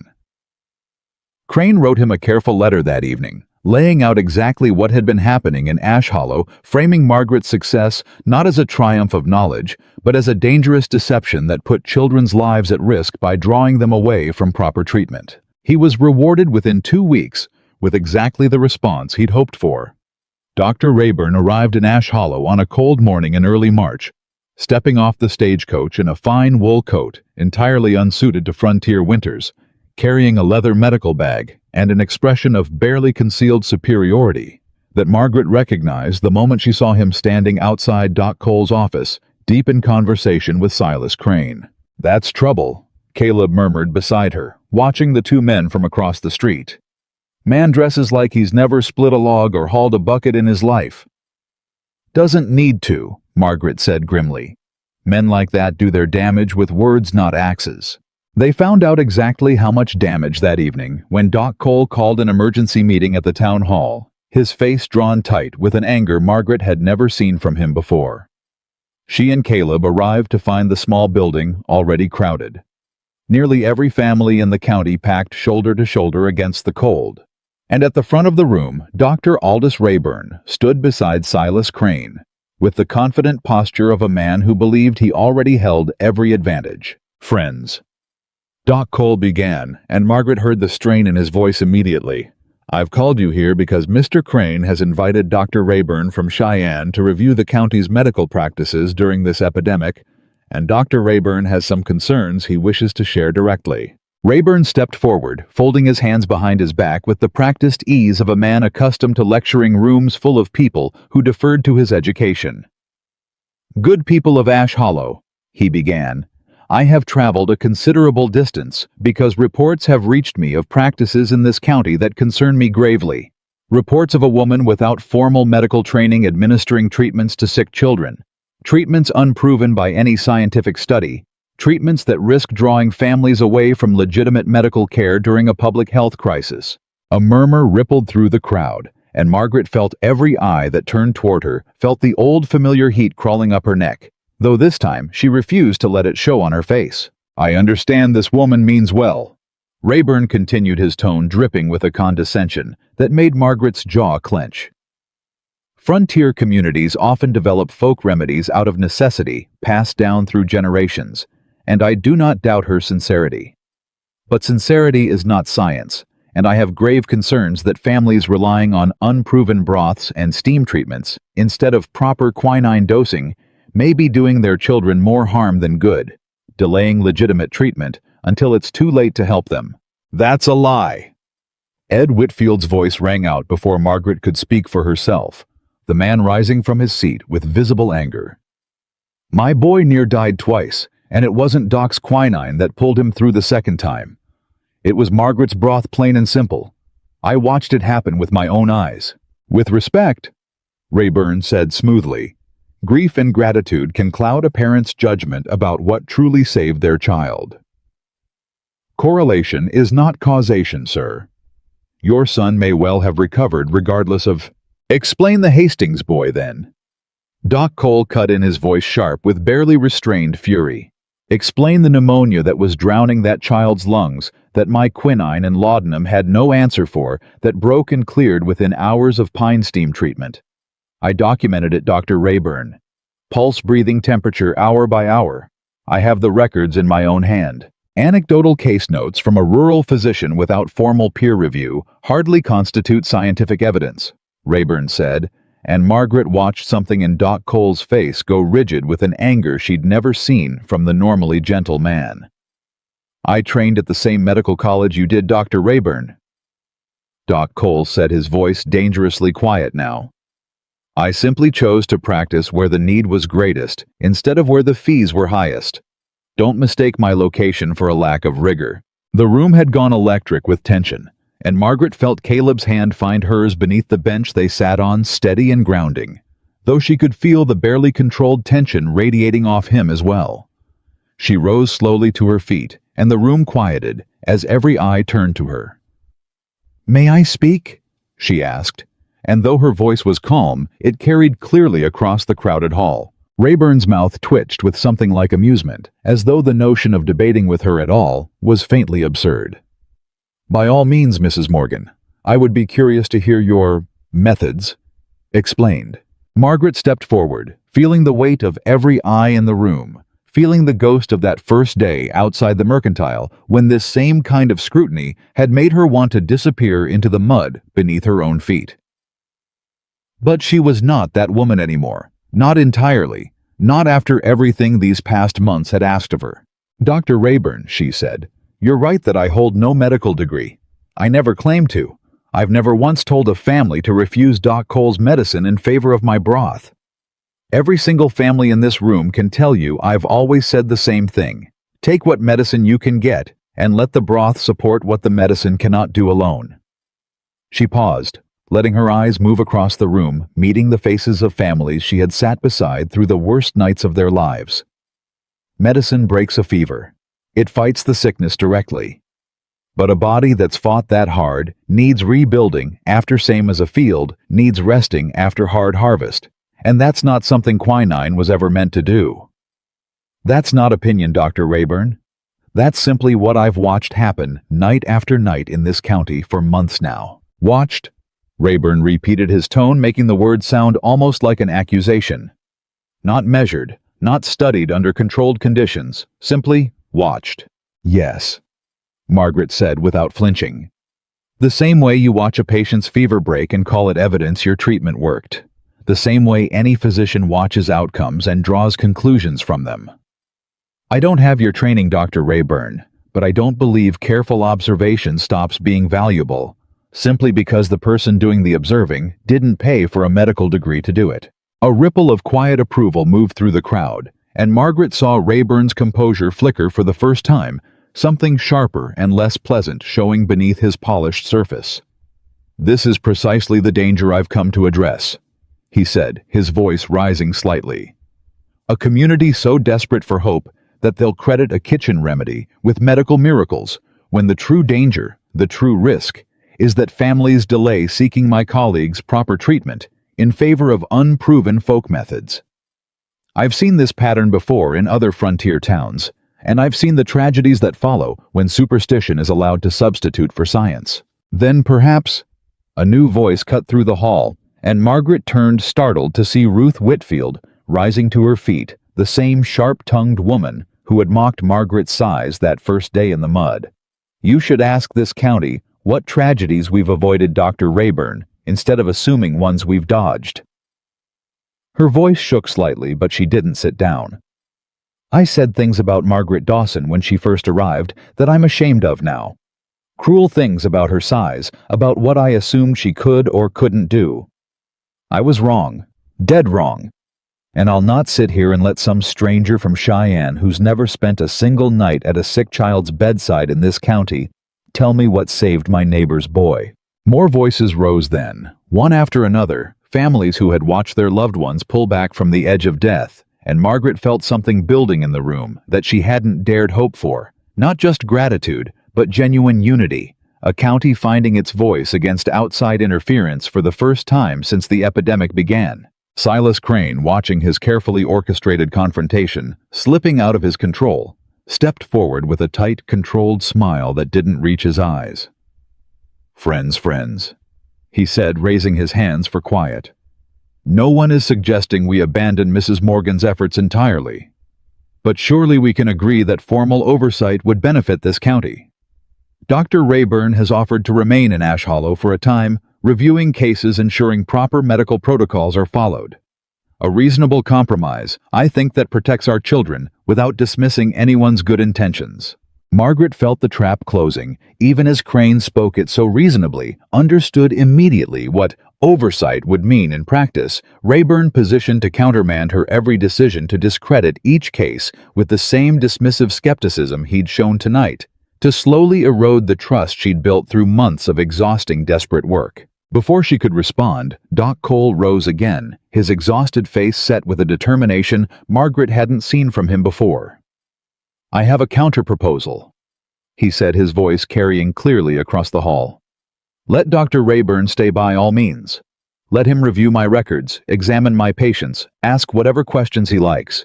But let him do it honestly, side by side with Margaret, documenting outcomes together, rather than dismissing her methods before he's even properly studied them. If her broth truly does nothing, the records will show it plainly enough. And if it does what I believe it does, then Dr. Rayburn owes this county and Margaret Dawson an honest accounting, not a predetermined conclusion dressed up as science. A long silence followed, and Margaret watched Rayburn's face, carefully saw the calculation working behind his eyes, understood that a man so certain of his own correctness might not be able to resist the opportunity to definitively prove her wrong in front of the entire county. Very well, Rayburn said, finally, his voice tight with barely concealed confidence. I'll conduct a proper review. 2 weeks should be sufficient to demonstrate conclusively which approach truly serves this county's children. 2 weeks. Doc Cole agreed. Documented honestly by both of us, and shared openly with everyone in this room. The meeting broke up shortly after the crowd dispersing into the cold night, with a nervous, uncertain energy that hadn't been present before Rayburn's arrival, and Margaret walked out into the frozen dark, feeling the weight of what had just been set into motion. He's not here to study anything fairly, Caleb said grimly once they were alone in the wagon riding back toward the ranch through darkness so complete the stars felt impossibly close. Crane brought him here to build a case against you, and he'll twist whatever he sees to match the conclusion he already walked in with. I know, Margaret said quietly. But Doc Cole gave us something Crane didn't expect to witness. Rayburn can't simply dismiss someone with the same credentials standing right beside me, watching everything happen with his own trained eyes. You think that'll be enough? Margaret was quiet for a long moment, watching her breath fog in the cold air. I don't know, she admitted. But it's what we have. And Caleb, I won't stop working these 2 weeks.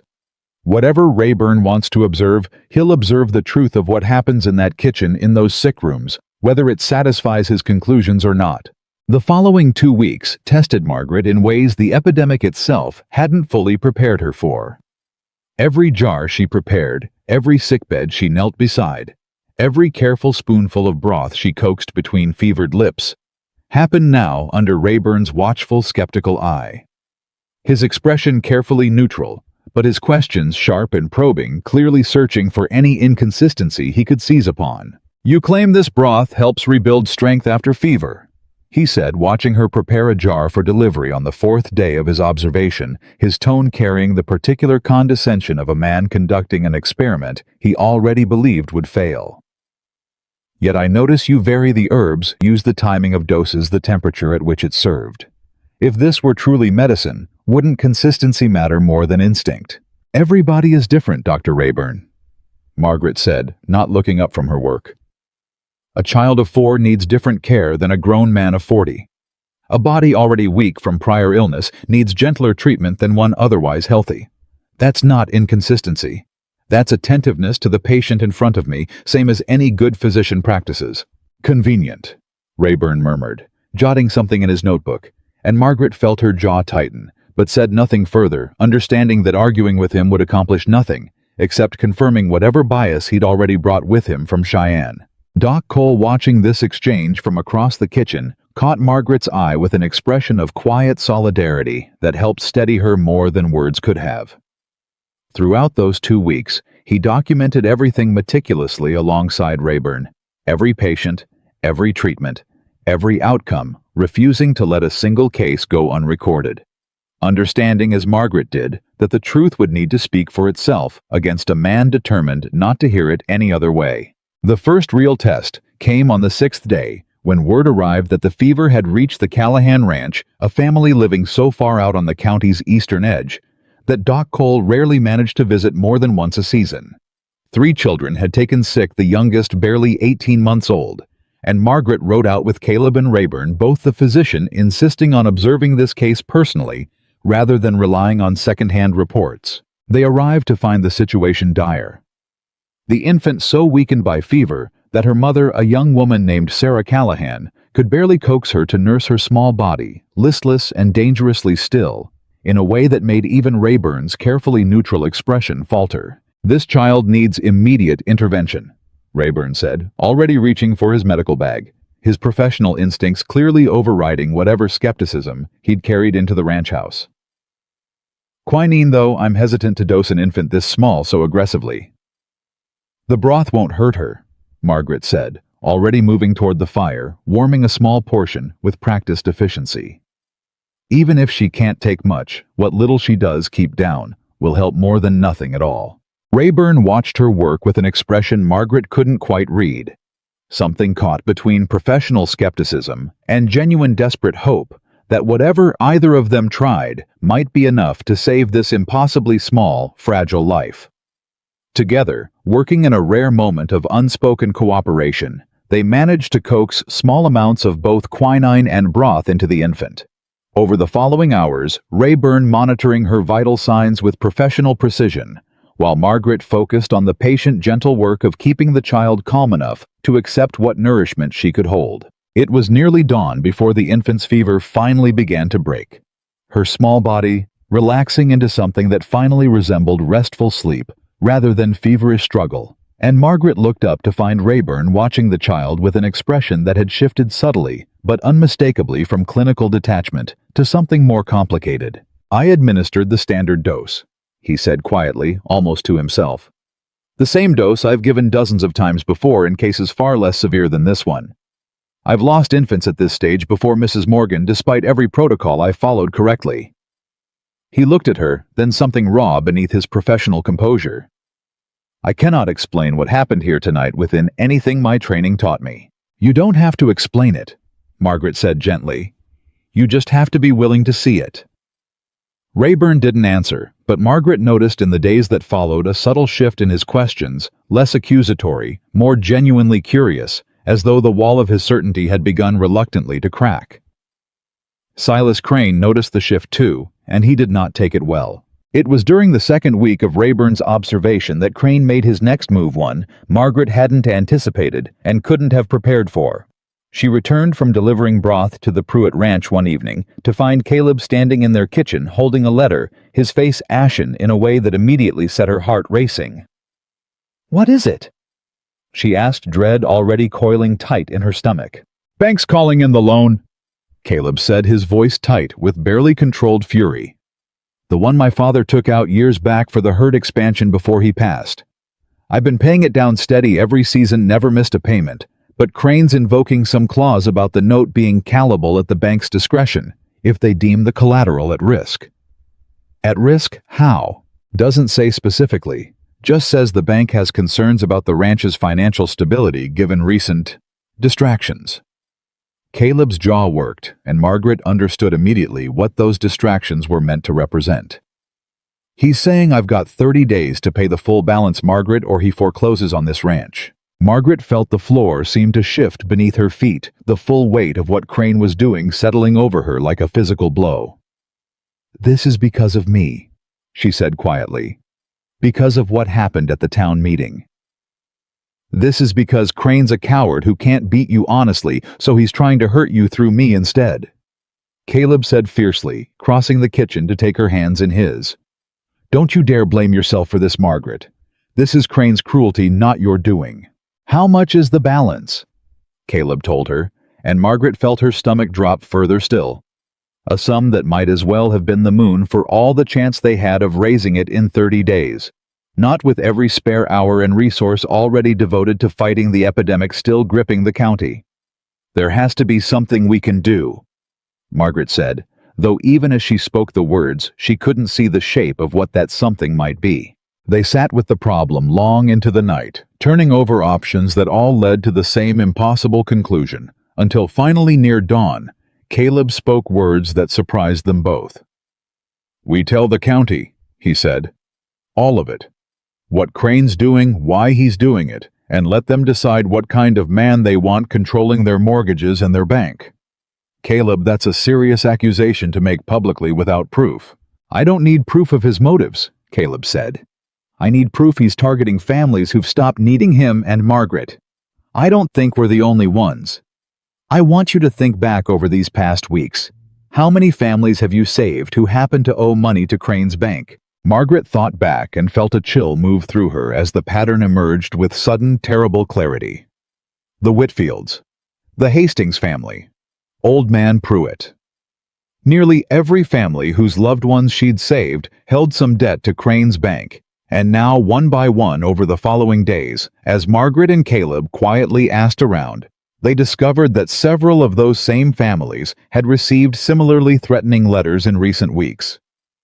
Vague accusations of financial instability, sudden demands for accelerated payment, thinly veiled threats dressed up in legal language. Crane wasn't just attacking Caleb.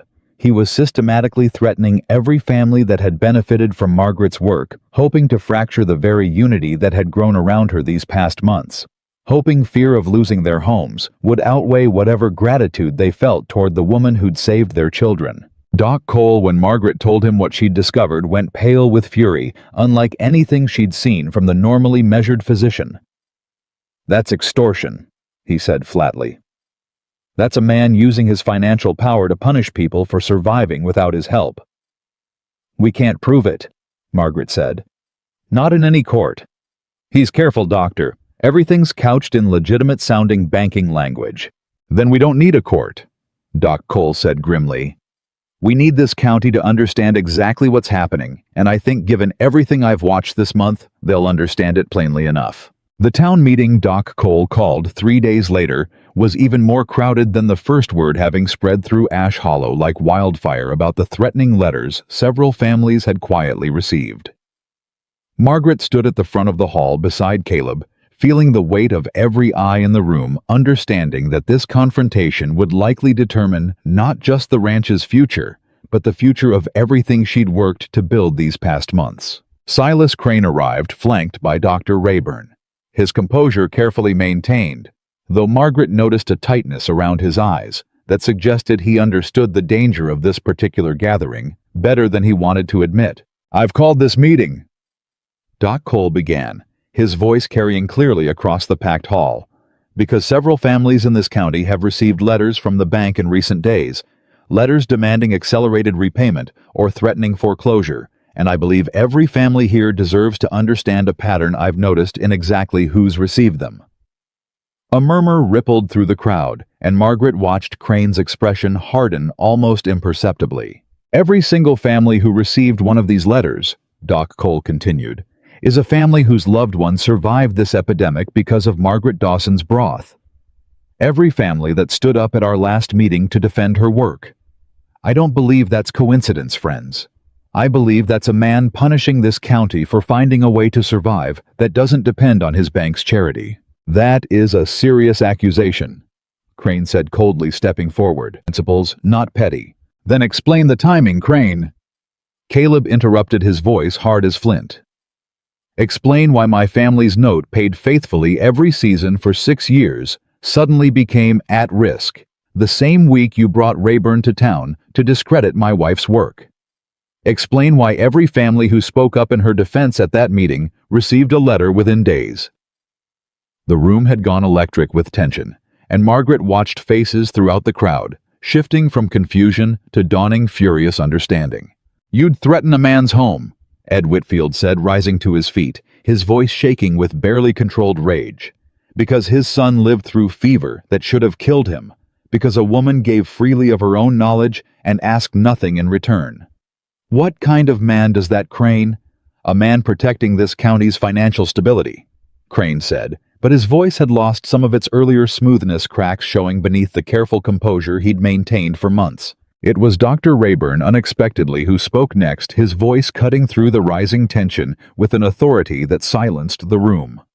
I came to this county, he said slowly, prepared to discredit what I believed was dangerous superstition endangering children's lives. I have spent 2 weeks documenting Mrs. Morgan's methods alongside Dr. Cole, watching outcomes I cannot explain within anything my medical training prepared me for. He paused, and Margaret saw something shift in his expression, some final wall crumbling under the weight of everything he'd witnessed.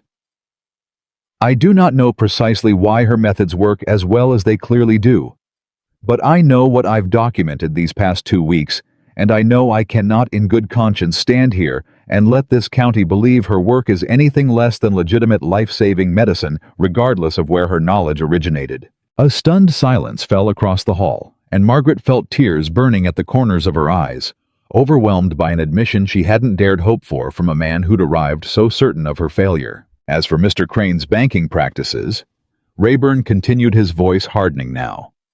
I am not a legal expert, but I have connections at the territorial capital who would find this pattern of intimidation extremely troubling, particularly given how easily it might be characterized as retaliation against families for exercising legitimate medical choices. Crane's face had gone pale, his careful composure finally cracking entirely under the combined weight of the county's growing fury and Rayburn's unexpected betrayal of everything Crane had brought him here to accomplish. This is outrageous, he said, though his voice carried less conviction now. I've done nothing but exercise sound business judgment. Then you won't mind, Doc Cole said, if every family in this room brings their loan documents to the Territorial Banking Commission for review alongside my medical records and Dr. Rayburn's independent observations. I imagine a pattern this clear would be quite illuminating to men whose job is watching for exactly this kind of predatory practice. The threat hung in the air, and Margaret watched Silas Crane calculate in real time the cost of continuing this fight against a county now thoroughly united against him, weighed against whatever profit he'd hoped to extract from their fear and division. Perhaps, Crane said finally, his voice tight with barely controlled fury. The bank has been overly cautious in its recent assessments. I'll have my clerk review the affected accounts and issue corrections where appropriate. It wasn't an apology. It wasn't even close to an admission of guilt. But it was, Margaret understood, a retreat. And in that moment, watching the man who'd threatened everything she'd built finally back down before an entire county he could no longer control through fear. Alone, she felt something settle in her chest that had been coiled tight since that first threatening letter arrived. The meeting dispersed slowly, families lingering to speak with one another, the shared relief and fury of the evening binding Ash Hollow together in a way Margaret hadn't witnessed since her arrival. She found herself surrounded by neighbors offering gratitude, offering apologies for their earlier cruelty, offering the particular warmth of people who finally truly understood what she'd given them these past exhausting months. Doc Cole approached her as the hall emptied, his exhausted face carrying an expression of quiet triumph. "I owe you an apology too," he said. "Not for doubting your methods, I never truly did not after that first night with the Whitfield boy, but for not defending you harder sooner against everything this county put you through when you first arrived." "You've more than made up for it, Doctor," Margaret said, her voice thick with emotion. "Tonight and every day these past months." Dr. Rayburn approached last, his earlier condescension entirely absent, now replaced by something that looked almost like humility. "I came here to prove you wrong, Mrs. Morgan," he said.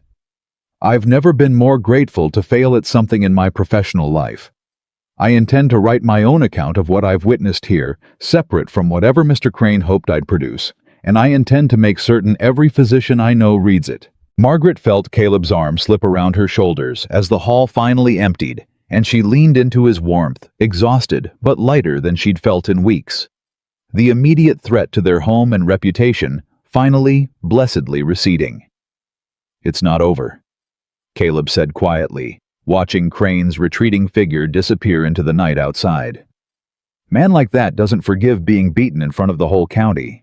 "No," Margaret agreed. "But tonight we won. And Caleb, I think this county finally understands something Crane never could. We're stronger together than any single one of us alone, and that's a truth he can't foreclose on no matter how hard he tries." But even as she said the words, drawing strength from the unity she'd witnessed that evening, Margaret couldn't shake the feeling that the epidemic itself, still simmering through the county's more remote corners, hadn't yet shown them its full and final cruelty, and that the hardest choice she would face in Ash Hollow was still waiting, patient and merciless, for the moment her own carefully stocked cellar finally ran dry. The relief of that night's victory lasted exactly 9 days before the county learned that Crane's retreat, however genuine his fear of the banking commission might have been, had done nothing to slow the sickness itself. If anything, the epidemic seemed to gather its strength in that brief lull, as though it had simply been waiting for the county to lower its guard before striking with everything it had left. It began with a wagon returning from Cheyenne. 3 men who'd traveled to collect supplies and returned instead carrying something far more dangerous than flour and nails. Within 2 days of their return, the fever had jumped to a dozen new households, and this time it moved with a viciousness that made even the earlier waves look gentle, by comparison. Fevers spiking so high that grown men convulsed in their beds, children too weak to cry, whole families falling ill within hours of one another instead of days. Doc Cole met Margaret at her kitchen door before dawn on the 3rd morning of this new wave, his face gray with an exhaustion that had gone past physical into something closer to despair. "I've never seen anything like it," he said, not bothering with greeting. 23 cases since yesterday morning. I don't have enough hands, enough medicine, enough hours in a day to reach them all." Margaret felt the floor of her carefully maintained composure begin to crack for the first time since the epidemic began. "How many jars do I have ready?" "That's why I'm here," Doc Cole said, and something in his voice made her stomach drop before he even finished the sentence. "Margaret, I rode past your smokehouse on my way in. I saw what's left of your bone stores." She didn't need him to say more. She already knew, had known for days now, if she was honest with herself, that the reserves she'd built up so carefully through the winter were running perilously low. Bones took weeks to properly cure before they could be roasted and simmered into broth worth anything. Herbs took a full season to dry and store in the quantities she needed. She had been drawing down a well that had no time to refill itself. And now, with the epidemic's cruelest wave yet cresting over the county, she was staring down the bottom of that well with dozens of families depending on what little remained. "How bad is it?" Caleb asked, coming into the kitchen, still buttoning his shirt, reading the tension in the room before either of them spoke. "We have maybe 4 days of broth left if I'm careful," Margaret said, her voice steadier than she felt. 5 if I stretch every jar thinner than I'd like." "And how long does Doc think this wave will last?" Doc Cole shook his head slowly. "I don't know. If it follows the pattern of the last 2 waves, we're looking at 2, maybe 3 weeks before it burns through the county. But Margaret, this wave's moving faster and hitting harder than anything we've seen. I don't know that we have 3 weeks before it's done its worst." Margaret sat down heavily at the kitchen table, staring at her own hands, hands that had spent months coaxing broken bodies back from the edge of death, and felt for the first time since her wagon had rolled into Ash Hollow, something close to panic clawing at the edges of her composure. "I can't make bones cure faster than they cure," she said quietly. "I can't grow herbs faster than a season allows.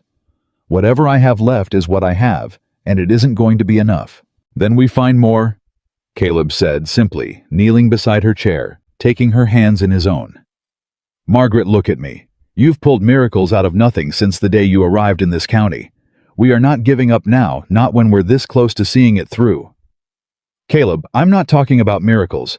I'm talking about physical bones, physical herbs, things that take time to prepare that we simply don't have." It was Doc Cole who spoke next, his exhausted voice carrying a note of something that sounded almost like inspiration breaking through his despair. "What if we didn't rely on just your stores?" Margaret looked up at him, confusion warring with the first faint flicker of hope. "What do you mean?" "I mean," Doc Cole said slowly, working through the thought as he spoke it aloud, "every ranch in this county has some stores put back for winter. Salt pork, dried beef bones from their own butchering. Every family that's watched you save someone they love has reason enough to want to help now, if we simply ask them to." "You're talking about combining resources," Caleb said, understanding dawning in his voice. "A shared stockpile instead of everyone hoarding what little they've got left for themselves." "That's exactly what I'm talking about," Doc Cole said. "Margaret's knowledge, but the whole county's resources behind it. No single family runs dry if we're all drawing from the same well." Margaret felt something shift in her chest, an idea taking shape that both terrified and thrilled her in equal measure. She had spent her entire life believing deep in the marrow of her bones that survival was something a person secured for themselves and their own, that the seeds and starters and careful preservation her mother had taught her were meant to protect her own household, first and foremost, shared only cautiously, only with those who'd earned it through kindness, returned in kind. But the epidemic had taught her something different these past months, something her mother's careful protective wisdom hadn't quite prepared her for.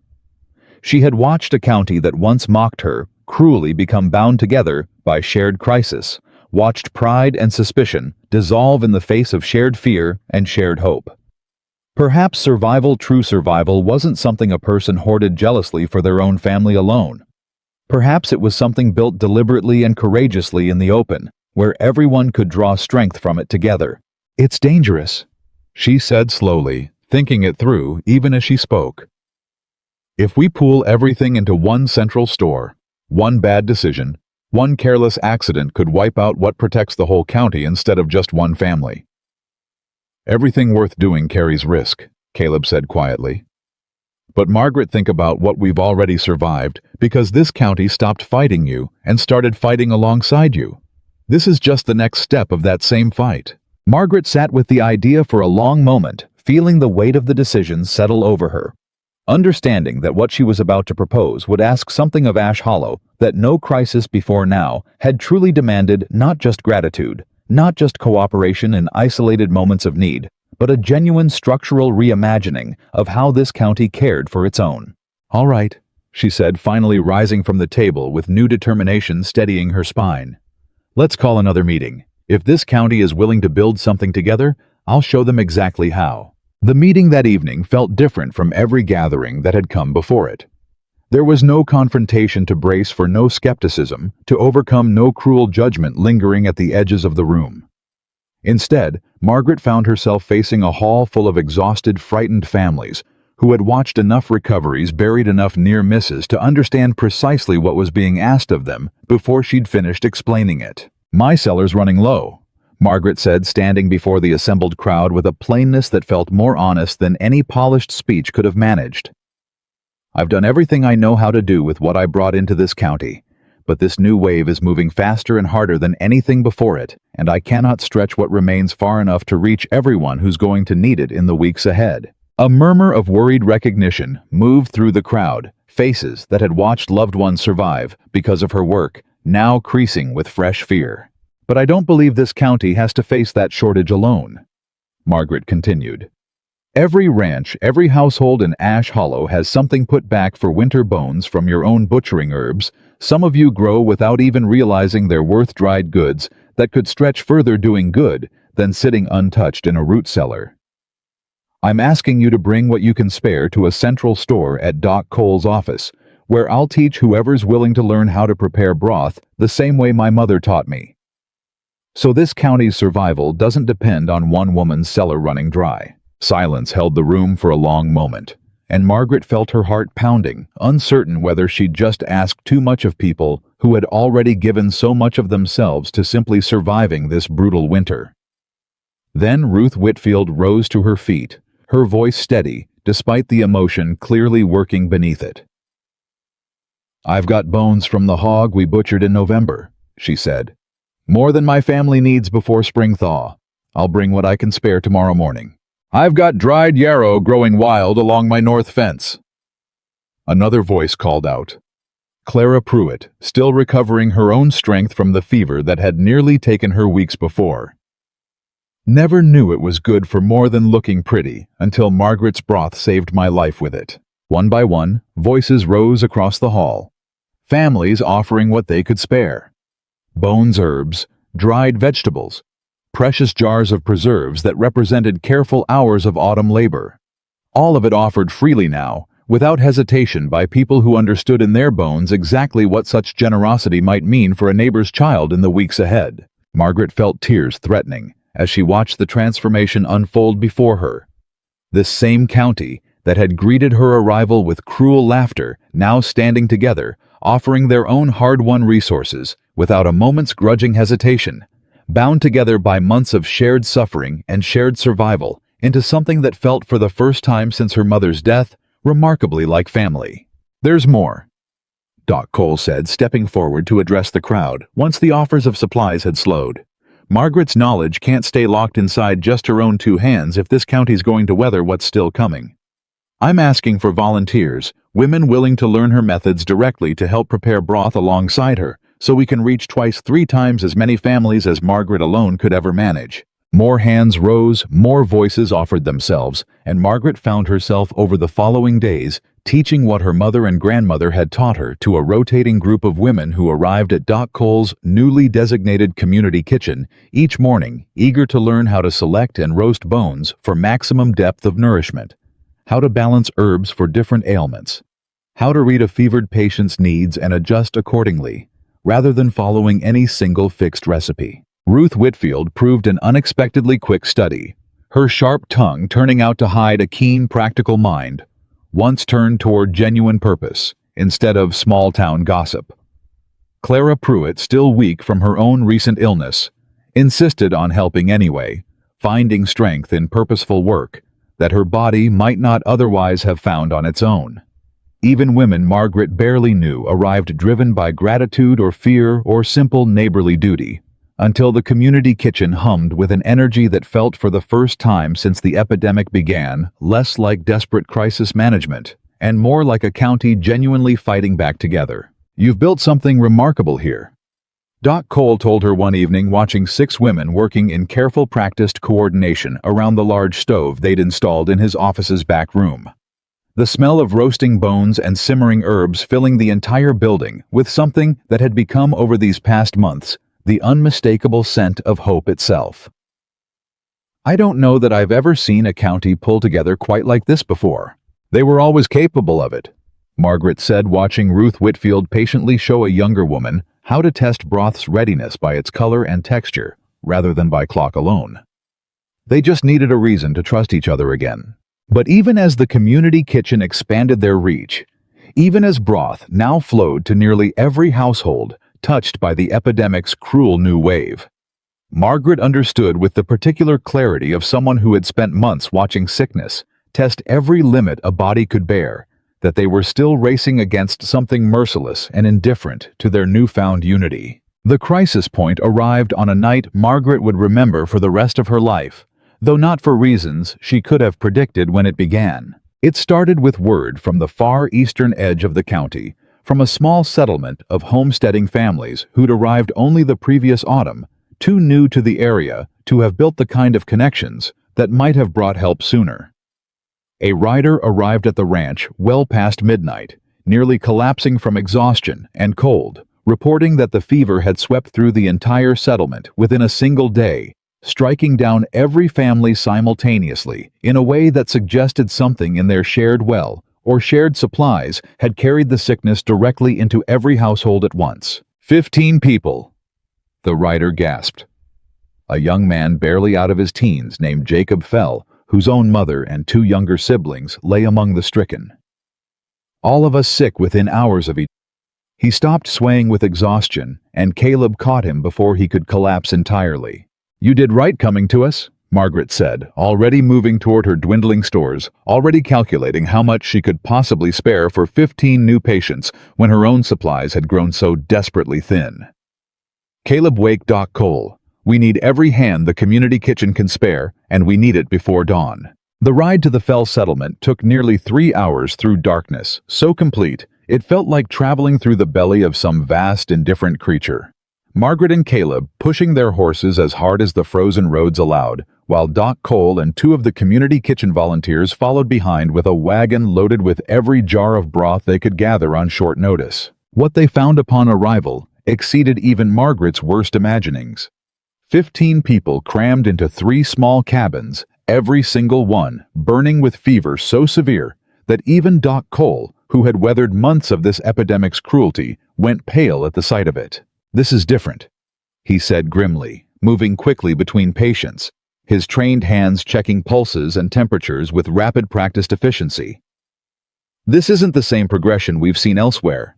It's like their bodies encountered something all at once overwhelming instead of fighting it gradually." "Contaminated water," Margaret said, understanding dawning with cold clarity. "If their well's been compromised somehow, everyone drinking from it would have taken in the sickness simultaneously, instead of catching it person to person the way it spread through the rest of the county." "That would explain the severity," Doc Cole agreed. "But Margaret, if that's true, we can't simply treat the fever. We need to find that contamination and stop it before anyone drinks from that well again." The next several hours blurred into a desperate, exhausting effort that tested every skill Margaret had learned and every ounce of stamina she possessed. She moved between 15 fevered patients with careful, methodical precision, rationing her precious remaining broth in careful measures, prioritizing the youngest and weakest first, while Doc Cole worked to identify and address the compromised well, and Caleb split his time between hauling water from a distant, uncontaminated spring and helping physically restrain patients too delirious with fever to lie still for treatment. It was during the darkest hour before dawn, when exhaustion had settled so deep into Margaret's bones that she moved almost on instinct alone, that she found herself facing the impossible choice she'd dreaded since first realizing how depleted her stores had become. She had exactly 3 jars of broth remaining. 15 patients needed them. Margaret knelt in the center of the crowded cabin, 3 jars arranged before her, and felt the full weight of an impossible decision pressing down on her chest like a physical thing. Every instinct she possessed screamed to give everything to the youngest, the weakest, the ones whose bodies had the least reserve strength to fight without her help. But that meant inescapably choosing which lives received her dwindling resources, and which would have to fight through fever's worst hours without any support at all. "Margaret." Caleb's voice, rough with his own exhaustion, cut through the paralysis gripping her. "What's wrong?" "I don't have enough," she said, her voice breaking for the first time in months of relentless, exhausting work. "Caleb, I have 3 jars and 15 people who need them, and I don't know how to choose who gets what little I have left." Caleb knelt beside her, taking her hands in his own. Trembling grip, his own face etched with an exhaustion and fear that mirrored her own. "Then we make more," he said simply. "There's nothing left to make more with Caleb. My stores are gone. The community kitchen stores are stretched thin across the whole county already. Then we improvise," Caleb said, his voice gaining strength even as hers wavered. "Margaret, you taught this whole county that survival isn't about hoarding what little you have. It's about finding what you need in unexpected places, working with what's actually in front of you instead of what you wish you had." He gestured around the small cabin at the modest homestead these families had built with their own hands. "These people came out here with almost nothing, same as you did when you arrived in Ash Hollow. But nobody arrives with truly nothing, not if they know how to look. Margaret felt something shift in her exhausted mind. Old lessons resurfacing through the fog of fear and depletion. She rose slowly, moving through the small cabin with new purpose, searching cupboards and root cellars with the same careful attention she'd once brought to her own trunk of carefully preserved provisions. She found dried beans in a jar tucked behind flour sacks. Their protein dense enough to add substance to a thinner broth than she'd normally consider adequate. She found a small store of dried mint growing wild enough in this region that even new homesteaders had gathered and preserved it without fully understanding its medicinal properties. She found in a cellar dug beneath the smallest cabin a modest store of root vegetables that had survived the winter, in reasonable condition, their nutrients exactly what fevered, depleted bodies desperately needed. "It won't be as strong as what I'd normally prepare," she said, already working with fierce, exhausted determination to stretch her 3 precious jars across a larger, thinner broth supplemented by whatever nourishment these humble stores could provide. "But it will be something. Something is better than nothing, and right now, that has to be enough." Working alongside Ruth Whitfield, who had accompanied the community kitchen volunteers despite her own exhaustion, Margaret managed to stretch what remained into a broth thin enough to serve all 15 patients, though far weaker than she would have preferred under better circumstances. She moved from bed to bed through the remaining dark hours, coaxing careful spoonfuls between cracked, fevered lips, murmuring the same steady reassurances she'd offered countless times these past months, watching for any sign that her improvised solution might be enough to carry these 15 souls through the worst of what their bodies were fighting. Dawn broke slow and gray over the fell settlement, and Margaret sat back on her heels in the small, crowded cabin, watching the first fragile signs of stabilization beginning to show across the fevered faces surrounding her. It wasn't the dramatic, decisive turn she'd witnessed in stronger patients with fuller doses of properly prepared broth. It was slower, more uncertain, but it was something breathing steadying, rather than growing more labored. Fevers holding, rather than climbing further. Small signs that 15 exhausted bodies had found, through whatever combination of improvised nourishment and sheer stubborn will, enough strength to keep fighting a little while longer. "They're stabilizing," Doc Cole said quietly, moving through the cabin, checking pulses and temperatures with careful, methodical attention. "Not out of danger yet, not by a long measure, but stabilizing." He looked at Margaret with an expression of profound, weary respect. "You just proved something remarkable, Margaret. Even stretched thin, even improvised under impossible circumstances, what you know how to do still saves lives that proper medicine alone couldn't reach." Margaret felt exhaustion crash over her in a wave so complete she could barely remain upright. But beneath that bone-deep tiredness, she felt something else too. A fierce, quiet pride that no amount of cruel mockery from her past could ever fully diminish again. They remained at the Fell settlement for 3 more days, Margaret and the community kitchen volunteers working in careful rotation to maintain treatment, while Doc Cole successfully identified and addressed the contaminated well that had caused such simultaneous devastating illness. By the 4th day, all 15 patients showed clear signs of recovery. Their fevers broken their bodies, beginning the slow work of rebuilding strength that Margaret's improvised broth had helped make possible. Jacob Fell, the young man who had ridden through darkness to bring word of his family's crisis, found Margaret as she prepared to finally return home. Exhaustion, evident in every line of her body, but relief and quiet satisfaction visible too. "My mother's asking for you," he said. "Wants to thank you properly before you go." Margaret found Mrs. Fell sitting up in bed for the first time in days, still weak, but clearly on the mend, tears filling her eyes as Margaret entered the small cabin. "I don't have words enough to thank you," the older woman said, her voice thick with emotion. "You didn't know us, owed us nothing. We're strangers who arrived in this county barely 6 months back, and you rode 3 hours through freezing dark to save my entire family. You're not strangers," Margaret said gently, settling beside the bed. "You're neighbors, and neighbors take care of each other, especially when the alternative is watching each other suffer alone." "That's not how it worked where we came from," Mrs. Fell admitted. "Every family for themselves, mostly. I didn't expect Ash Hollow to be any different." "It wasn't," Margaret said quietly, thinking of that first cruel day in the mud outside the mercantile of months of hard-won trust, built one desperate night at a time. "Not at first, but this county's learned something this winter that I think it'll carry forward long after this sickness finally burns itself out. We're stronger together than any of us could ever be alone." The ride home felt different than any journey Margaret had made through Ash Hollow County these past months. Caleb rode close beside, exhaustion evident in both their postures, but something else present too. A quiet, hard-won satisfaction that came from having faced down the epidemic's cruelest test, and through sheer stubborn determination and community unity, having found a way through it after all. "You did something remarkable back there," Caleb said, breaking the comfortable silence between them as their ranch finally came into view. "I've watched you save lives all winter, Margaret. But what you did at the Fell settlement, stretching almost nothing into enough to save 15 people, that was something else entirely." "I couldn't have done it alone," Margaret said. "Not the actual physical work of it.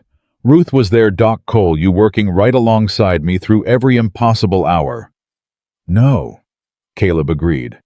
"But the knowledge, the instinct to look for what could be improvised when everything seemed lost, that was entirely you, Margaret. That's something your mother gave you, something no one in this county could have managed without your particular gift." Margaret felt warmth spread through her exhausted chest at his words. Warmth that had nothing to do with physical temperature, and everything to do with finally fully believing what months of hard evidence had been trying to teach her, that she was not, and had never truly been the burden this county first assumed her to be. The following weeks brought a slow, steady turning of the epidemic's tide.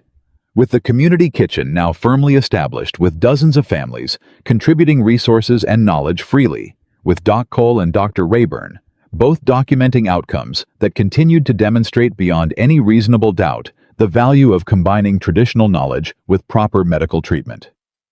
Ash Hollow County began gradually to turn the corner toward genuine recovery. New cases slowed to a trickle, then stopped almost entirely by the second week of April as the last vestiges of winter finally gave way to the first genuine warmth of approaching spring.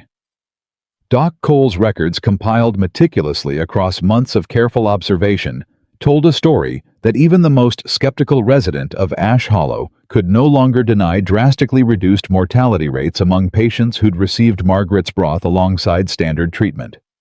Faster recoveries.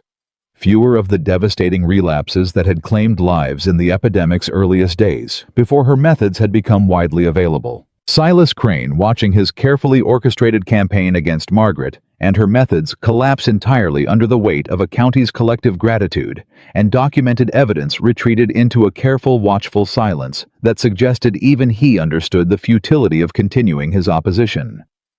Whether genuine remorse or simple pragmatic recognition of defeat motivated his subsequent quiet cooperation with the community kitchen's continued operation, Margaret couldn't say for certain, and found somewhat to her own surprise that she no longer particularly cared which motivation drove him. What mattered was that the threat had passed, that families like the Whitfields and Hastings and dozens of others across the county no longer feared losing their homes as punishment for surviving through unconventional means. Dr. Rayburn remained in Ash Hollow far longer than his original 2-week assignment had required, eventually writing not the damning critique Crane had hoped for, but a detailed, respectful account of Margaret's methods that he submitted alongside Doc Cole's careful records to the Territorial Medical Board. The response, when it eventually arrived weeks later, exceeded anything Margaret had dared hope for. An invitation for her methods to be studied, more formally documented, and shared with rural physicians across the territory, who faced similar challenges during harsh winters and limited medical resources. "You've done something that could save lives far beyond Ash Hollow County," Doc Cole told her one warm spring afternoon as they stood together outside the community kitchen, watching Ruth Whitfield teach a new volunteer the proper technique for testing broth's readiness. "This knowledge your mother and grandmother preserved, it's not going to stay locked in just this one place anymore. It was never meant to stay locked away," Margaret said, watching the warm sunlight play across a county that had, through the crucible of shared crisis, transformed itself into something far more unified and resilient than it had been the day she first arrived.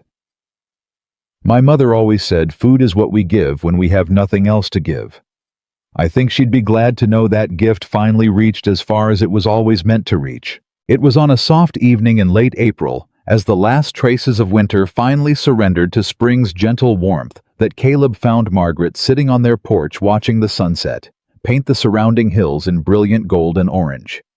Her mother's cookbook open on her lap, though she wasn't truly reading it, simply holding it close, the way she often did when memory and gratitude intertwined too closely to separate. "Doc Cole tells me the Territorial Board wants you to travel to Cheyenne next month," Caleb said, settling beside her on the porch steps. "Present your methods formally. Answer questions from physicians across the territory." "I don't know if I'm ready for something like that," Margaret admitted. "I've spent my whole life being underestimated for how I look, Caleb. The thought of standing before a room full of educated men presenting knowledge I learned from my mother's kitchen, rather than any proper school. You've stood before, worse than a room full of curious physicians," Caleb said gently, taking her hand in his. "You stood in the mud outside that mercantile the day you arrived, facing a whole town's cruel judgment, and you never once let it break you. You faced down Crane and Rayburn, both faced down an epidemic that killed people twice your strength, and you never stopped fighting for this county, even when it hadn't yet earned your faith in it."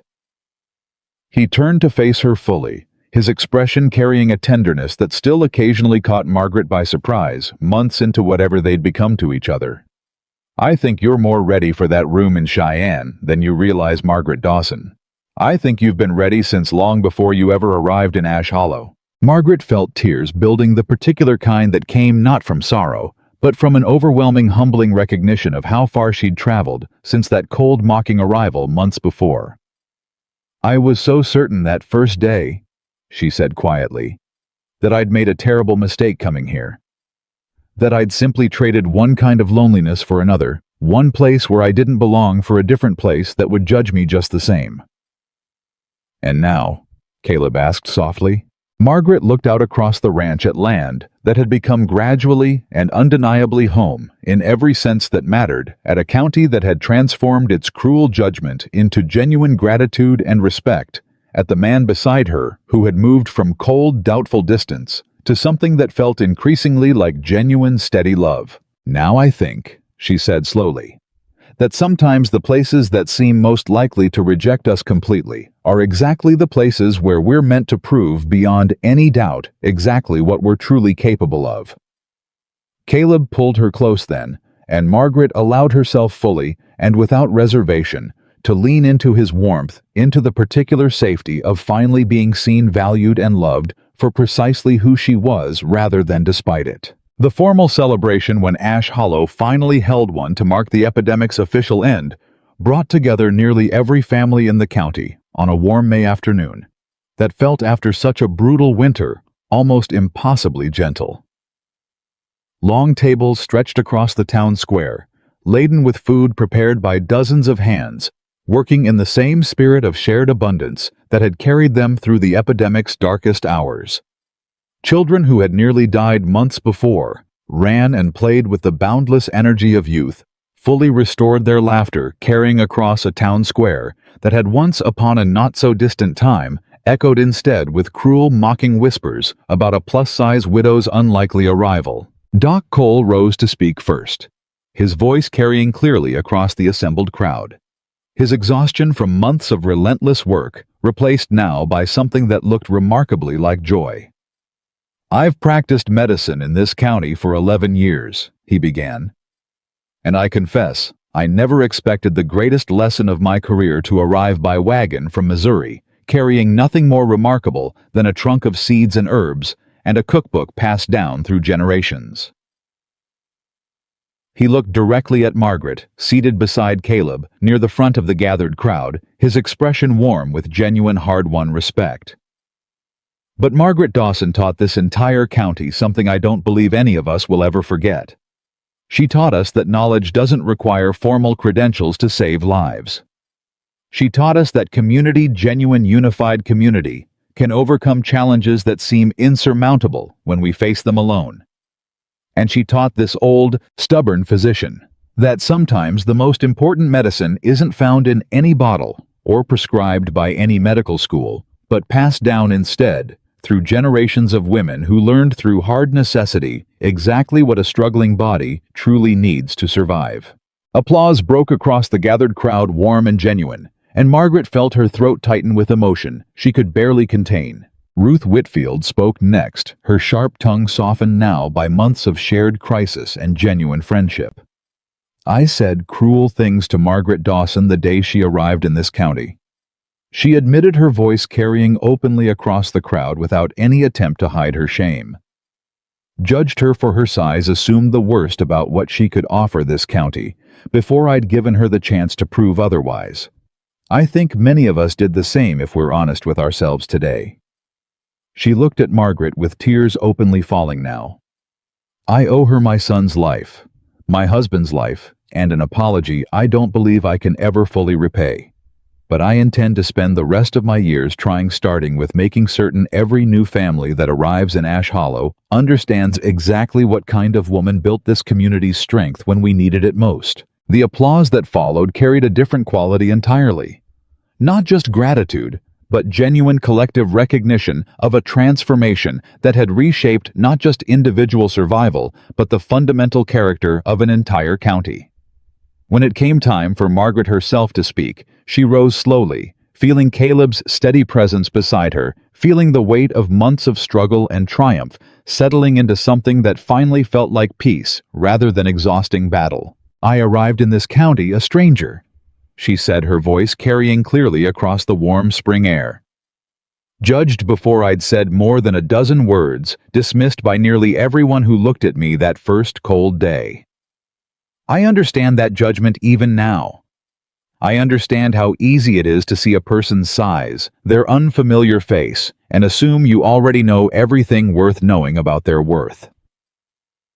She paused, looking out across faces that had transformed over these difficult months, from cruel strangers into genuine friends, into something closer to family than she'd known since her own mother's death. But I've learned something in Ash Hollow County that I believe with my whole heart.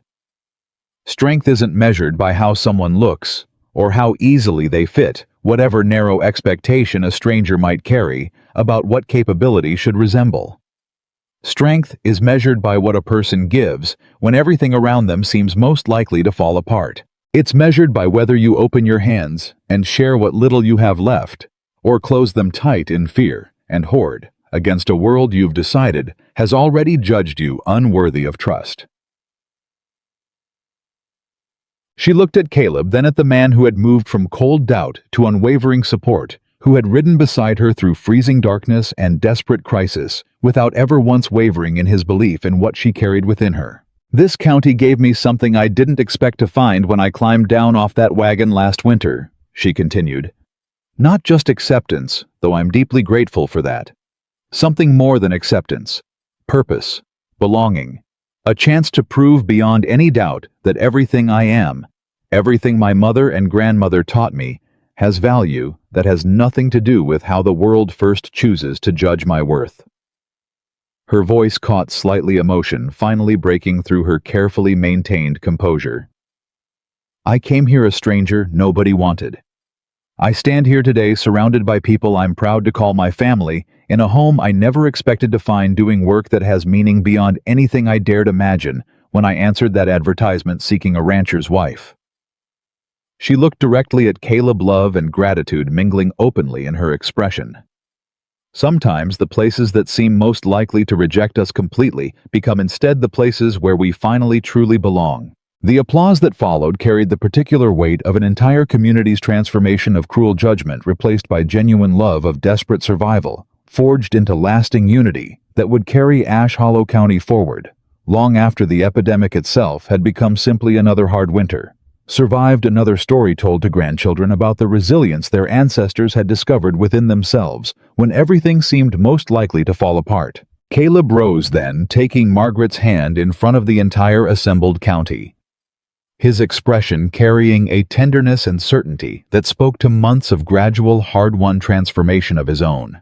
"I doubted this woman the day she arrived," he said, his voice carrying clearly despite the emotion evident beneath it. "Looked at her with the same cruel judgment this whole county carried, assumed the worst about what kind of wife I'd been sent, when in truth I'd been given something far more valuable than I understood how to recognize." He turned to face Margaret fully, his eyes carrying a depth of feeling that needed no further words to convey its truth. Margaret Dawson didn't just save this county. She saved me from a grief I'd convinced myself I could never move past, from a loneliness I'd told myself was simply the price of loving and losing too deeply. His voice broke slightly, but he continued unashamed of the emotion evident before the entire gathered crowd. "I love this woman with everything I have left to give, and I intend to spend the rest of my life proving that this county's transformation, everything Margaret built here through months of impossible sacrifice, was never a burden any of us should have feared. It was always, from that very first day, exactly the gift this county desperately needed." He knelt then before the entire assembled county, and Margaret felt her breath catch as she understood with sudden, overwhelming clarity exactly what was happening. "Margaret Dawson," Caleb said, his voice steady despite the tears now openly falling. "You arrived in my life as an arrangement I never asked for, a stranger I judged unfairly before I understood the treasure I'd truly been given. I'm not asking you now because any advertisement or arrangement demands it. I'm asking because I love you completely. Because this county's survival taught me exactly what genuine partnership looks like, and because I cannot imagine building whatever years remain to me with anyone other than you standing beside me." He produced a simple ring, clearly crafted by his own hands from a smooth piece of silver, without the polish or expense of anything purchased from a proper jeweler, but carrying instead the weight of genuine hard-won devotion. "Will you marry me again, Margaret?